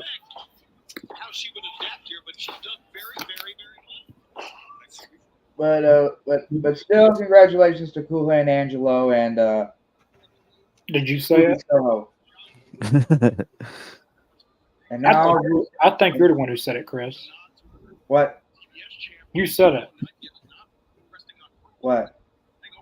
I don't know. That Angelo Parker couldn't be with one. Oh yeah, he can't stand being with one lady. Well, I didn't say that. You just did. I didn't. Well, I did, but I mean somebody else said it first, like a few months back. during the storyline between Saraya and Ruby Soho and Kula and Angela Parker. But you just said it. Oh boy, Connor, you're making me feel upset. But never mind. But still, congratulations to Ruby and Angela Parker. Of course.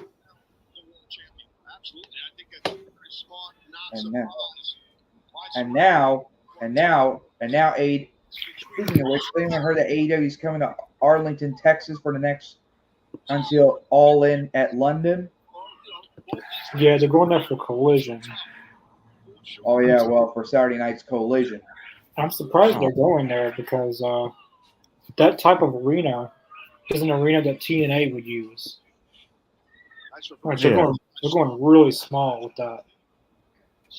But someone said that they're getting paid to be there. Like the venue or someone's paying AEW to be there. So I guess it cuts on production costs and stuff. I don't know. We still have no idea who's going to be a part of the AEW Collision in Arlington, Texas. Well, for Collision, Saturday night's Collisions for the next 4 or 5 weeks. Yep. I'm usually.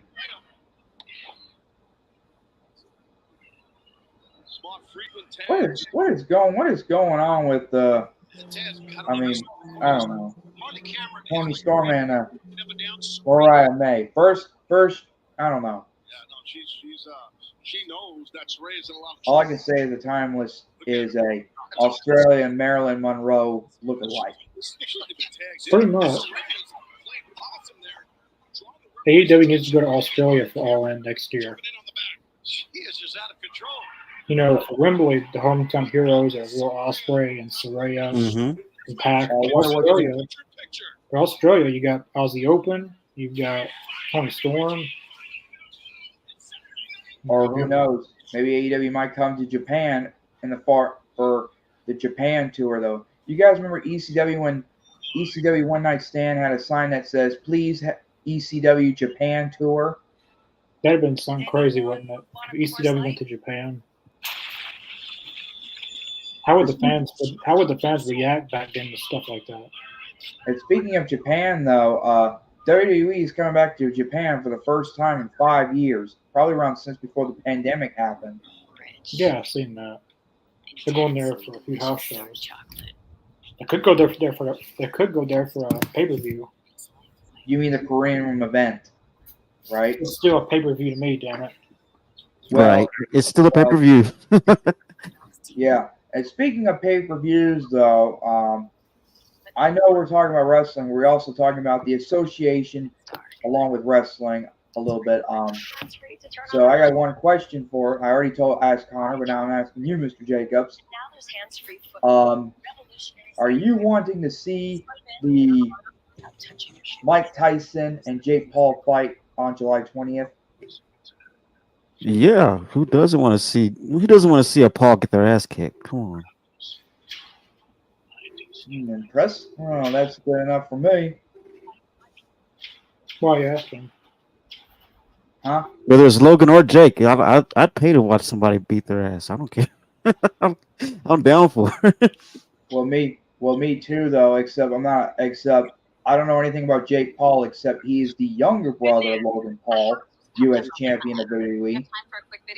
Well, I guess you could say he's the more likable one, but they're both kind of douches. But I guess he can be like the lesser of two evils. Right, and also, but I'm not trying to say I'm not. But I'm a fan of Mike Tyson, though. He used to be in the WWE, and now he's in AEW sometimes. Well, most of the time in professional wrestling world. I love Mike, man. He's awesome. Shout out to Mike Tyson. I mean, I know he's 54 years old, but he still got it, even though he hasn't boxed since the lockdown. I don't care how old that dude is. He's gonna whoop Jake Paul. Like, have you guys seen his videos and stuff? Yeah, I've seen him. He ain't missed a step. Like you watch. I was talking to someone at my work about it. Jake Paul's gonna drop out of that fight in the coming days to the fight. He's gonna drop out. You watch. That's what's going to happen. 'Cause he I doesn't- hope not. Did they both sign the contract yet or anything? I don't know, but Mike Tyson was even talking about that. Like he was begging Jake Paul not to cancel the fight. Mm-mm. Oh, great. That'd be a lot of money lost if they did. Right. I can only imagine how much money is going into that. Any Mike Tyson fight is, high price.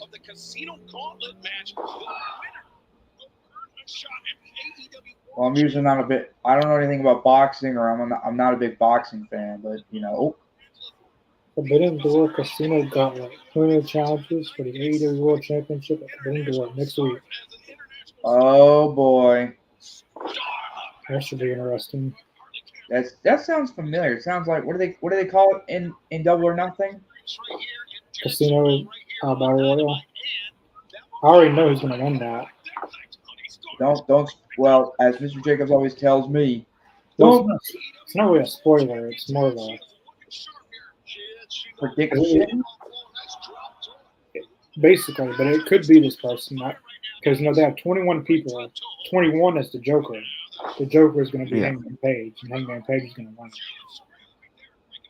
I can totally see that. I can totally see that. I could be wrong, but We still have no idea who's going to be. Well, I guess it's about. I mean, I don't know. which Hangman would make sense to be Swerve's next opponent.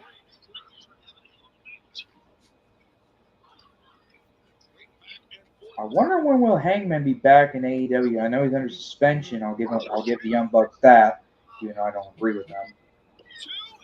Probably next week. In Battle Royal. If it's not him, I don't know who's going to win. I really don't want Hangman to be in it because then it'd be predictable. If he's not in it, then I don't know who's going to win. I couldn't tell you. True. But story-wise, it makes sense to do. But really, they really don't even need to do because, Hangman, like basically the Elite's calling all the shots right now. Who doesn't like Swerve? The Elite. Who is Hangman's friends? Or used to be friends. Young Bucks and them. All he's got to do is reunite that friendship, join the new Elite, and then he just gets the title match for nothing. Oh! Yeah, the pieces are already there. They just got to be put together. But, I mean, if he's the Joker, it makes sense for that Battle Royal.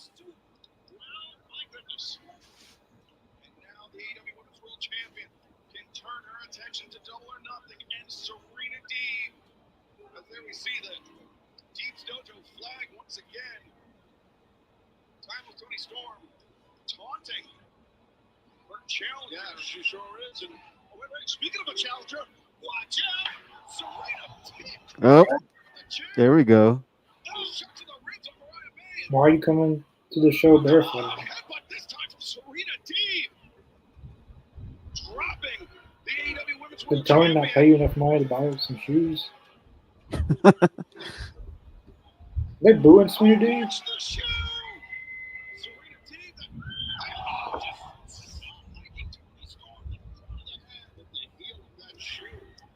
It's kind of, yeah, they are booing her. I don't get it. That's the thing, man. They find a hard time having, booing Tony Storm.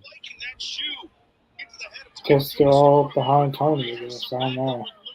But damn it, Serena Deeb looks awesome. She looks so good. Look at the shape she is in. Mm-mm-mm.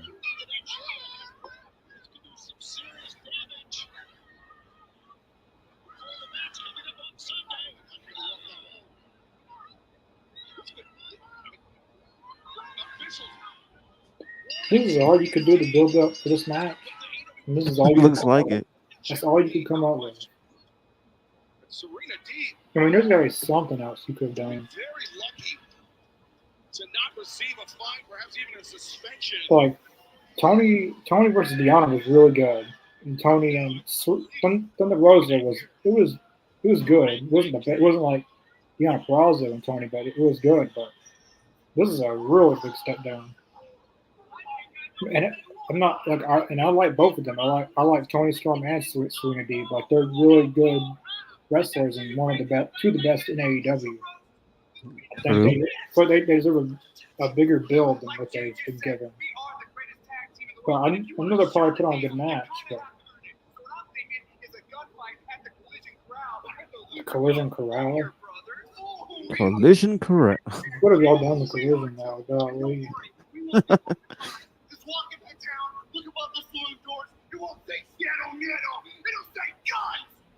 The Collision Corral. This match is going to be good. It looks like they're not calling them Bullet Club Gold anymore, but the Bang Bang Gang versus Death Triangle.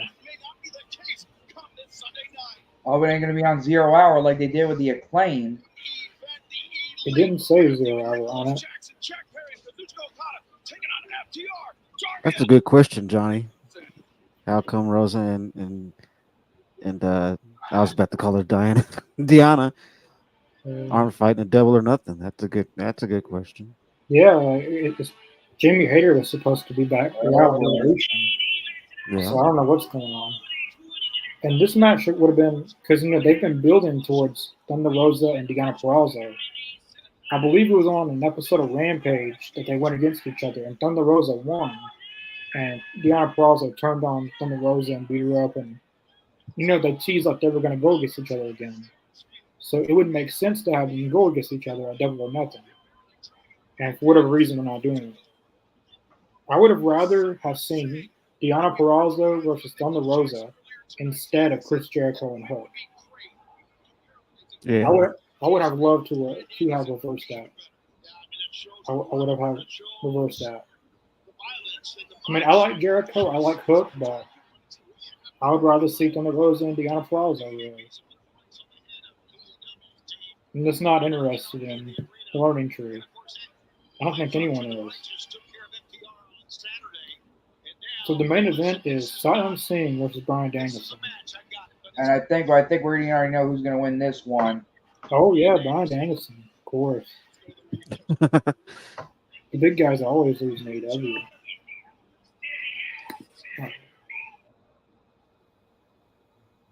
Yep, he'll be right back. Technical difficulties. But Saddam Singh getting the main event. I mean, if you would have told me this a couple of weeks ago, I would have said you're bullshit.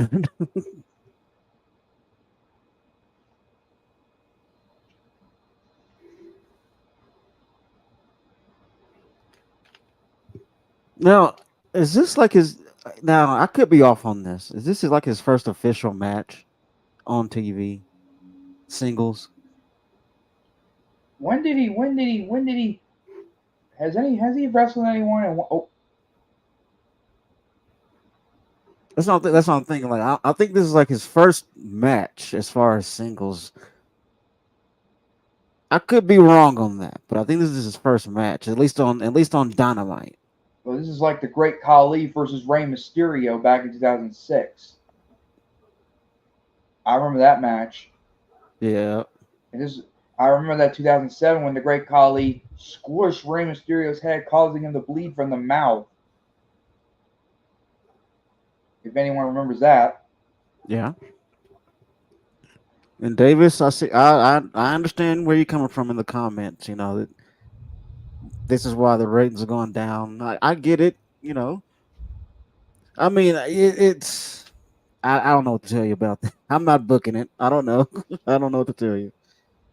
I don't know why the EVPs are ruining this. I mean, I know they're the EVPs. I'll give you that.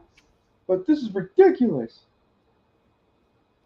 You're not wrong about that, Chris, at all. I mean, the booking lately has been a bit of a roller coaster. I mean, that's a given. I don't know. But it can get back on track. That's the thing. It can get back on track. It's not impossible. It's not.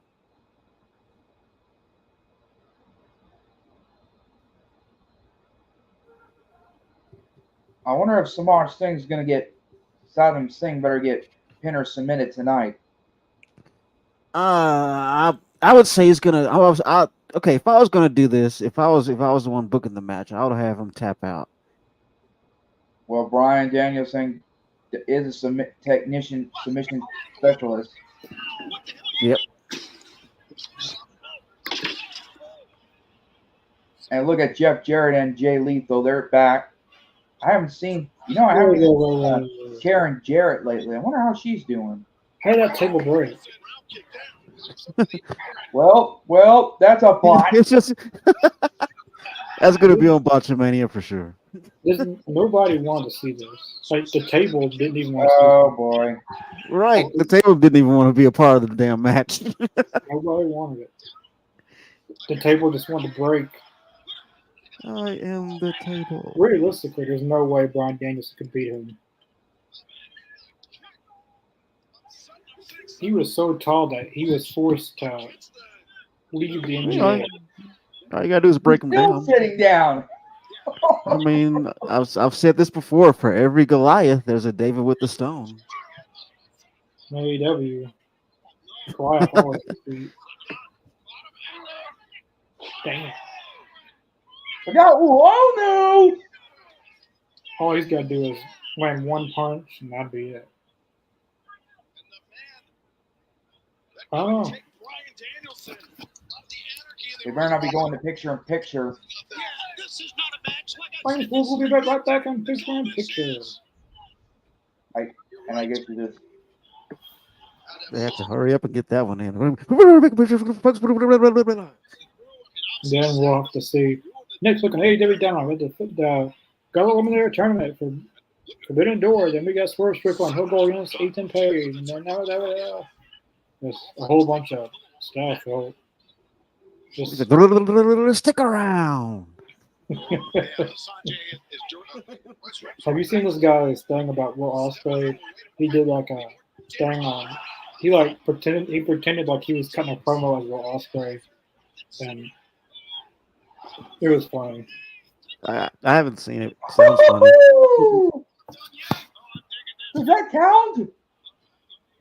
I'll send it to you. Ooh. I'll find it. Definitely send it to me. It was funny. Even Will Ospreay Not himself. good.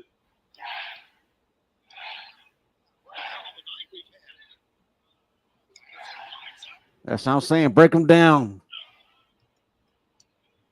Break them down to size. That's what I'm saying. Come on. Yeah, there it is.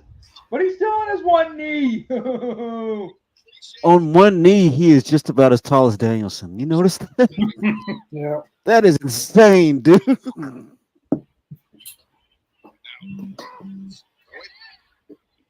he's trying to fight his way off here. Scott, look at this.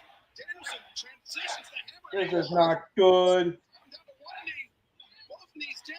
He's probably gonna put him to sleep about or something. Take it down to Roy in the comments. Get this over with. Colin Woodman, thanks for watching. And I agree, Roy. Let's get it over with. My sentiments exactly. And what was the sense of this match? Is it over? No one Damn. tell me. Thanks a lot. Oh, come on. I didn't even want to see this match to begin with, so Did the bell ring? Because I didn't hear the bell ring. I'm sorry, but he put that lock on him. He put that lock on Saddam Singh. He looked like some uncle playing with his nephew. Like it just looked like a dad playing with his father. It looked like a dad playing with his son. Like pretending to wrestle. It was funny. Just the size difference is hilarious.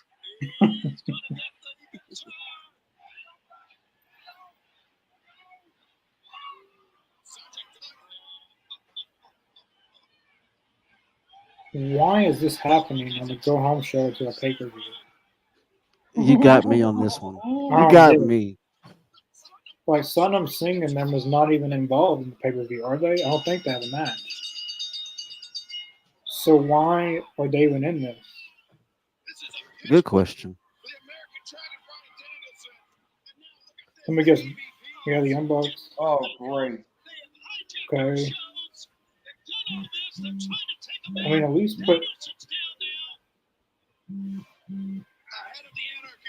Yep, this is their go home show. This is the go home show, folks. And they're not even in. You know, I like Jay Lethal and Jeff Jarrett, but not even on the card. So how would they? Like, what sense does that make? This is the main event to a pay-per-view.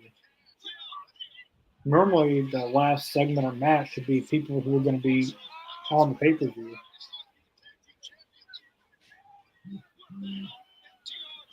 I don't know. There's a bunch of shit that's not going to be on pay-per-view. I hate to say it like that, but I don't get it, but this is your this is your go home. this Darby's fixing to come out or something. How's he going to take on Simon Singh? Hang on.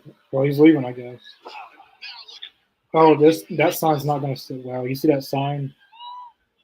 Cornette as God. Yep, I saw that. People are going to go crazy over that. The jump bucks. What the? That sign said the jump bucks. Oh man, I swear, man, these fans keep coming with the hits when it comes to these signs. I like controversial signs.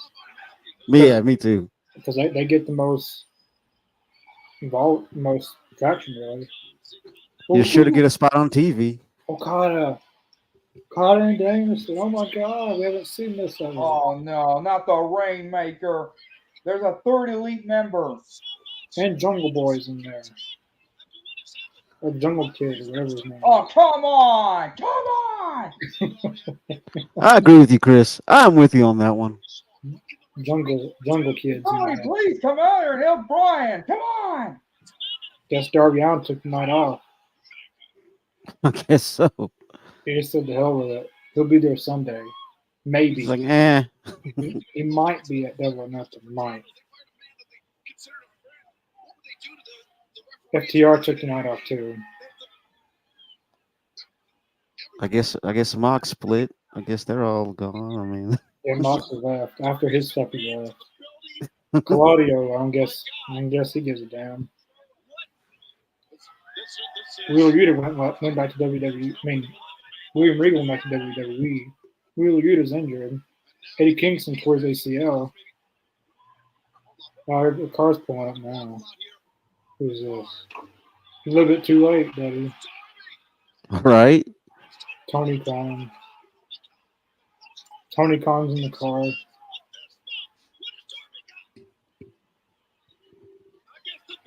So they just rushed this entire story. Yeah. There goes So Tony's just now getting to the show. What the hell is that supposed to be? Apparently, he hasn't been at his own show. Oh, I know what that is. That's a flame torch! Fire. That's pretty cool, honestly. That's pretty cool. Who wouldn't love to come out with a freaking flamethrower on him? Yeah, that was pretty cool. Damn right. That tempered, hot-headed EVP freak. That's a cool visual with Darby with the flamethrower. That's pretty sick. I like that. I like that a lot.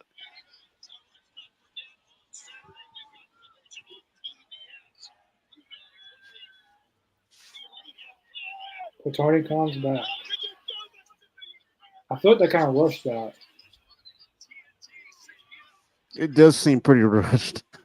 So what are For they the gonna go do? home, you know. So what are they? Where do they go now with that? They can't. They're not This is the Exactly. first time a fire torch in the arena. I mean, after Will it Double or happen? Nothing. Will it happen? I think the only time I've ever seen that is when The Rock lit his own name up at WrestleMania that one time. Yeah, but that was WWE and that was safety call. This is different. Someone possibly could go through a flaming table this weekend. I Oh, would come love on. to see That would be Mr. dope. Run through a flaming table. Ooh, he must have really got hurt. You guys see his side, Nick Jackson. Call that raspberry. I don't know if that's real. No, that's real blood or what. Now, either the table scratched him or he just rubbed some jelly on himself. I I don't know. It was a doctor guy. Now you got her.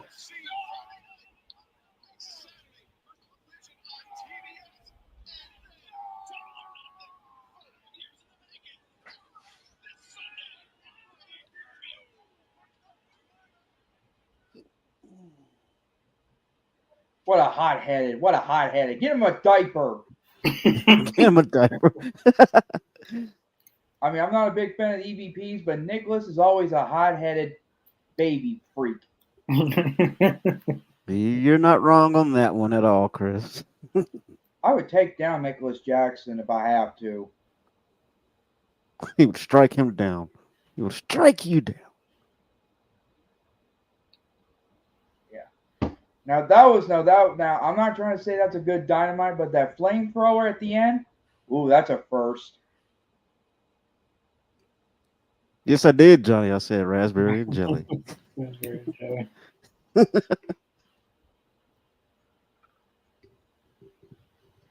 Oh, that's a line from a Hall of Famer.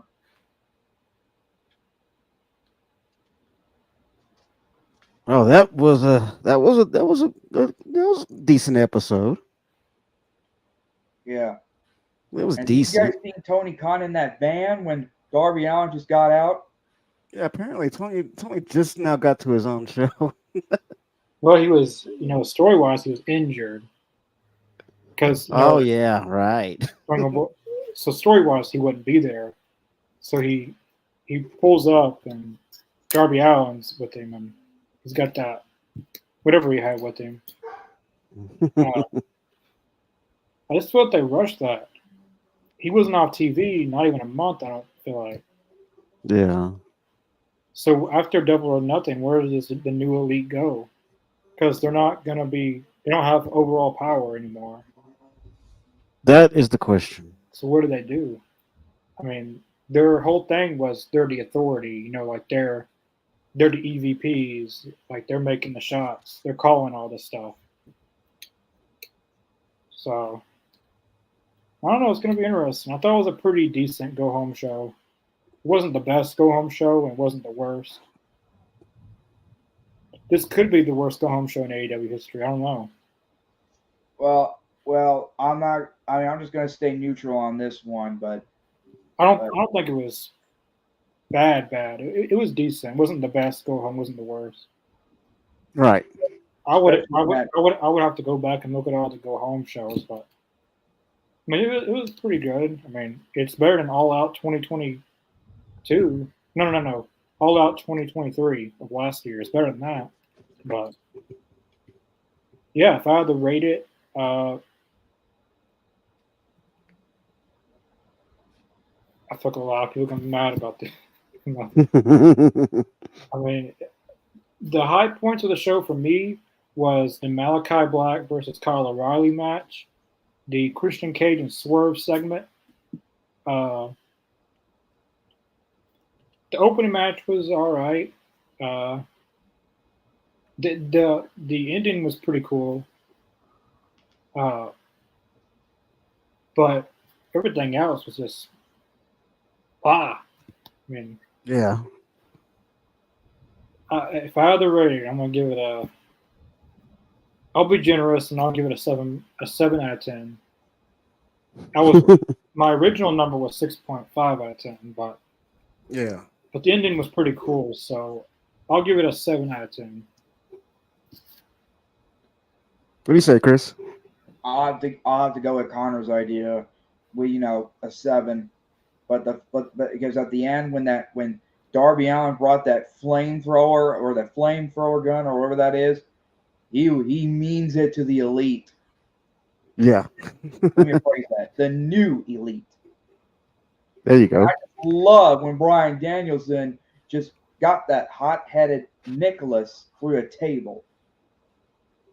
Now Yeah, he had that that's coming. Now, as the words of a famous Puerto Rican, that was cool.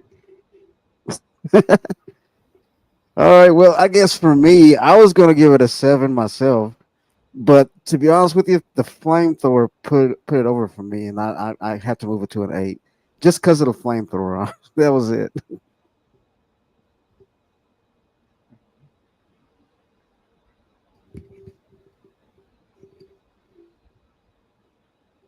Oh, there. Yeah. Oh, yeah, that was the name for me. Yeah. Yeah, I Every- thought it was. Yeah, it Yeah, was a pretty this good is probably episode. the. I think this is probably the first time AEW brought in a flamethrower. We already know WWE did with The Rock, but that was different. Yeah. I mean, if it wasn't for the ending, I probably would have went a 6.5 or something like that. Yeah. Because Malachi and Edge can't carry the whole show. I mean that feud's really good, but a lot of that stuff like Matt Sydal and Nakashita and the women's tag match and even the main event, what did Satnam Singh have to do with any of this? Like, Nothing at all. and what was it for? I mean, no one didn't really seem. It's not going to draw anything. I mean, Well, what if Saddam Singh has his first loss in AEW tonight if it wasn't for Jay Lethal, Jeff Jarrett, and Sanjay Dutt interfering in the ring? Oh, he would have. yeah, I think that's probably the best way to not make Satnam look too weak because he's probably the biggest guy in AEW. He's probably Yeah, I'm bigger. sure of it. He's probably Well- bigger than the Big Show. He probably is. Well, what about maybe probably bigger than you guys remember Giant Silva from the Oddities? Yeah. And what about Giant Gonzalez? He was freaking tall. Yeah, I think to date he's like the tallest wrestler that ever was, next to Giant Baba. Or Andre the Giant. He's taller than Andre, honestly. Yeah, he was taller than Andre. Yeah, I believe John Gonzalez was the tallest wrestler ever. Yeah. Yeah, that was a pretty good episode. Not the worst, not the best. I mean, I'm not going to say it was flat out horrible. I mean, it wasn't horrible. It was pretty good. It was decent. Yeah. It wasn't the worst, wasn't the best. There was some things I liked. There was more things I didn't like than liked, but I loved the Malachi and Edge story. Christian Cage swerved. The ending was pretty good. Made you excited, wanting to see this match, the Anarchy in the Arena. Yeah. As I said earlier, we'll be back tomorrow night for Talking Elite. It will be the 25th anniversary tribute to Owen Hart. We'll be talking about the career of Owen Hart, the legacy of Owen Hart. Tomorrow on Talking Elite, hosted by Adam. He always does a good job of hosting Talking Elite, so definitely come by Talking Elite tomorrow and check out our 25th anniversary tribute show to Owen Hart. Friday there won't be a Rampage live reaction. The early start time, I just can't do it, and because SmackDown's on Friday. I mean, if I had to choose, I'm going to watch SmackDown and Rampage. I'm just going to be honest. But Collision, we might do a Collision live reaction Saturday, possibly. And as I said, definitely check out the Wide World of Wrestling podcast. I don't have a link for it, but you can search it up and you'll probably find it. The Wide World of Wrestling podcast. We do reactions to Raw and SmackDown. Sometimes we do. We're now doing a weekly Sunday SmackDown review. As I said, this Sunday will probably not be a SmackDown review. It'll probably be our review of King of the Ring and Queen of the Ring. Since on Sunday, not many people are going to be talking about SmackDown from Friday. They're going to be talking about King of the Ring. Yeah. So we'll be covering that. Also stay tuned to the All Elite Zone. As I said, we're looking for our next interview. Will either be Jake the Snake Roberts or Victoria, who was tied in the chat 1-1. Chris Leclerc, I don't think you voted, or Roy, or Lemon. Before we go off the air, if you guys wanted to say who you would like to see on here for an interview, would you like to see Jake the Snake Roberts on here for an interview, or would you like to see Victoria? To answer your question, Connor, I don't know who you're talking about, but I didn't vote yet, though. I mean, I didn't know there was a voting session. What? You don't know who Jake the Snake Roberts is? I know who he is, and I know who Victoria is too. Yeah, put in the chat who they would rather see, but who would you rather see? Well, I don't know though. I'm probably gonna have to go with Jake the Snake Roberts because I mean, I got because Jake. Well, I mean, I know he had a lot of tough battles in his life and all that, and I do want to. I mean, I really want to ask him a few questions, but if I asked him, he probably might sign off immediately if I offended him or whatever. I don't want to, and I don't want to make any. I don't want to make any remarks on anything I didn't know yet Well, from him. he's publicly talked about a lot of that stuff.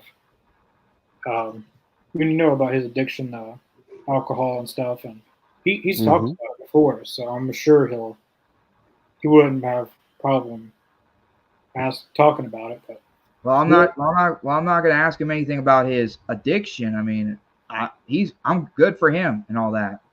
yeah, he's doing a lot better these days. He's probably the best he's ever been in his life. Maybe not I'm health wise, but him as a person, he's doing really good. Yeah. Yeah. Thanks to DDP, actually. Roy broke the tie, Jake Roberts. But we will be announcing that pretty soon of who it will be. I'm going to try to go Jake the Snake Roberts, but whoever is available first, that's who we'll probably get on. But I'm going to go. I feel like the reasonable choice would be Jake the Snake Roberts. I really like Victoria, no disrespect to her, but Jake the Snake's just a bigger name, I feel like. He's a Hall of Famer, too. There's only one Jake the Snake Roberts. Who knows? This might be our only opportunity to ever do an interview with him. Stuff like Jake the Snake Roberts is once in a lifetime. Yeah. But yeah, definitely stay tuned for that. Check out all the links in the description below: Facebook, Twitter, Twitch, Spotify, Instagram, Apple Podcasts as well, and all that. Definitely check out our Instagram. We're new on there, and definitely subscribe down below. If you're watching us and you're not subscribed to our YouTube channel, definitely subscribe. Our goal before the end of the year is over with will be 1,000 subscribers. That is going to be our goal. Last year it was to get to 500. This year we're going to go a little bit overboard. We're going to try to go to 1,000 subscribers. So if share our channel to your friends, your family, and get them to subscribe. Yeah. And our goal is 1,000 40 years over with. And keep in mind, the more subscribers we get, the more views we get, the bigger name we can get on here. But some guests won't come on every podcast. They'll come on who has the most views, the most subscribers, the most likes. So the more views and the more engagement we get, the better chances we have of getting bigger names on here. Yeah. We'll see you guys tomorrow night for Talking Elite. Peace.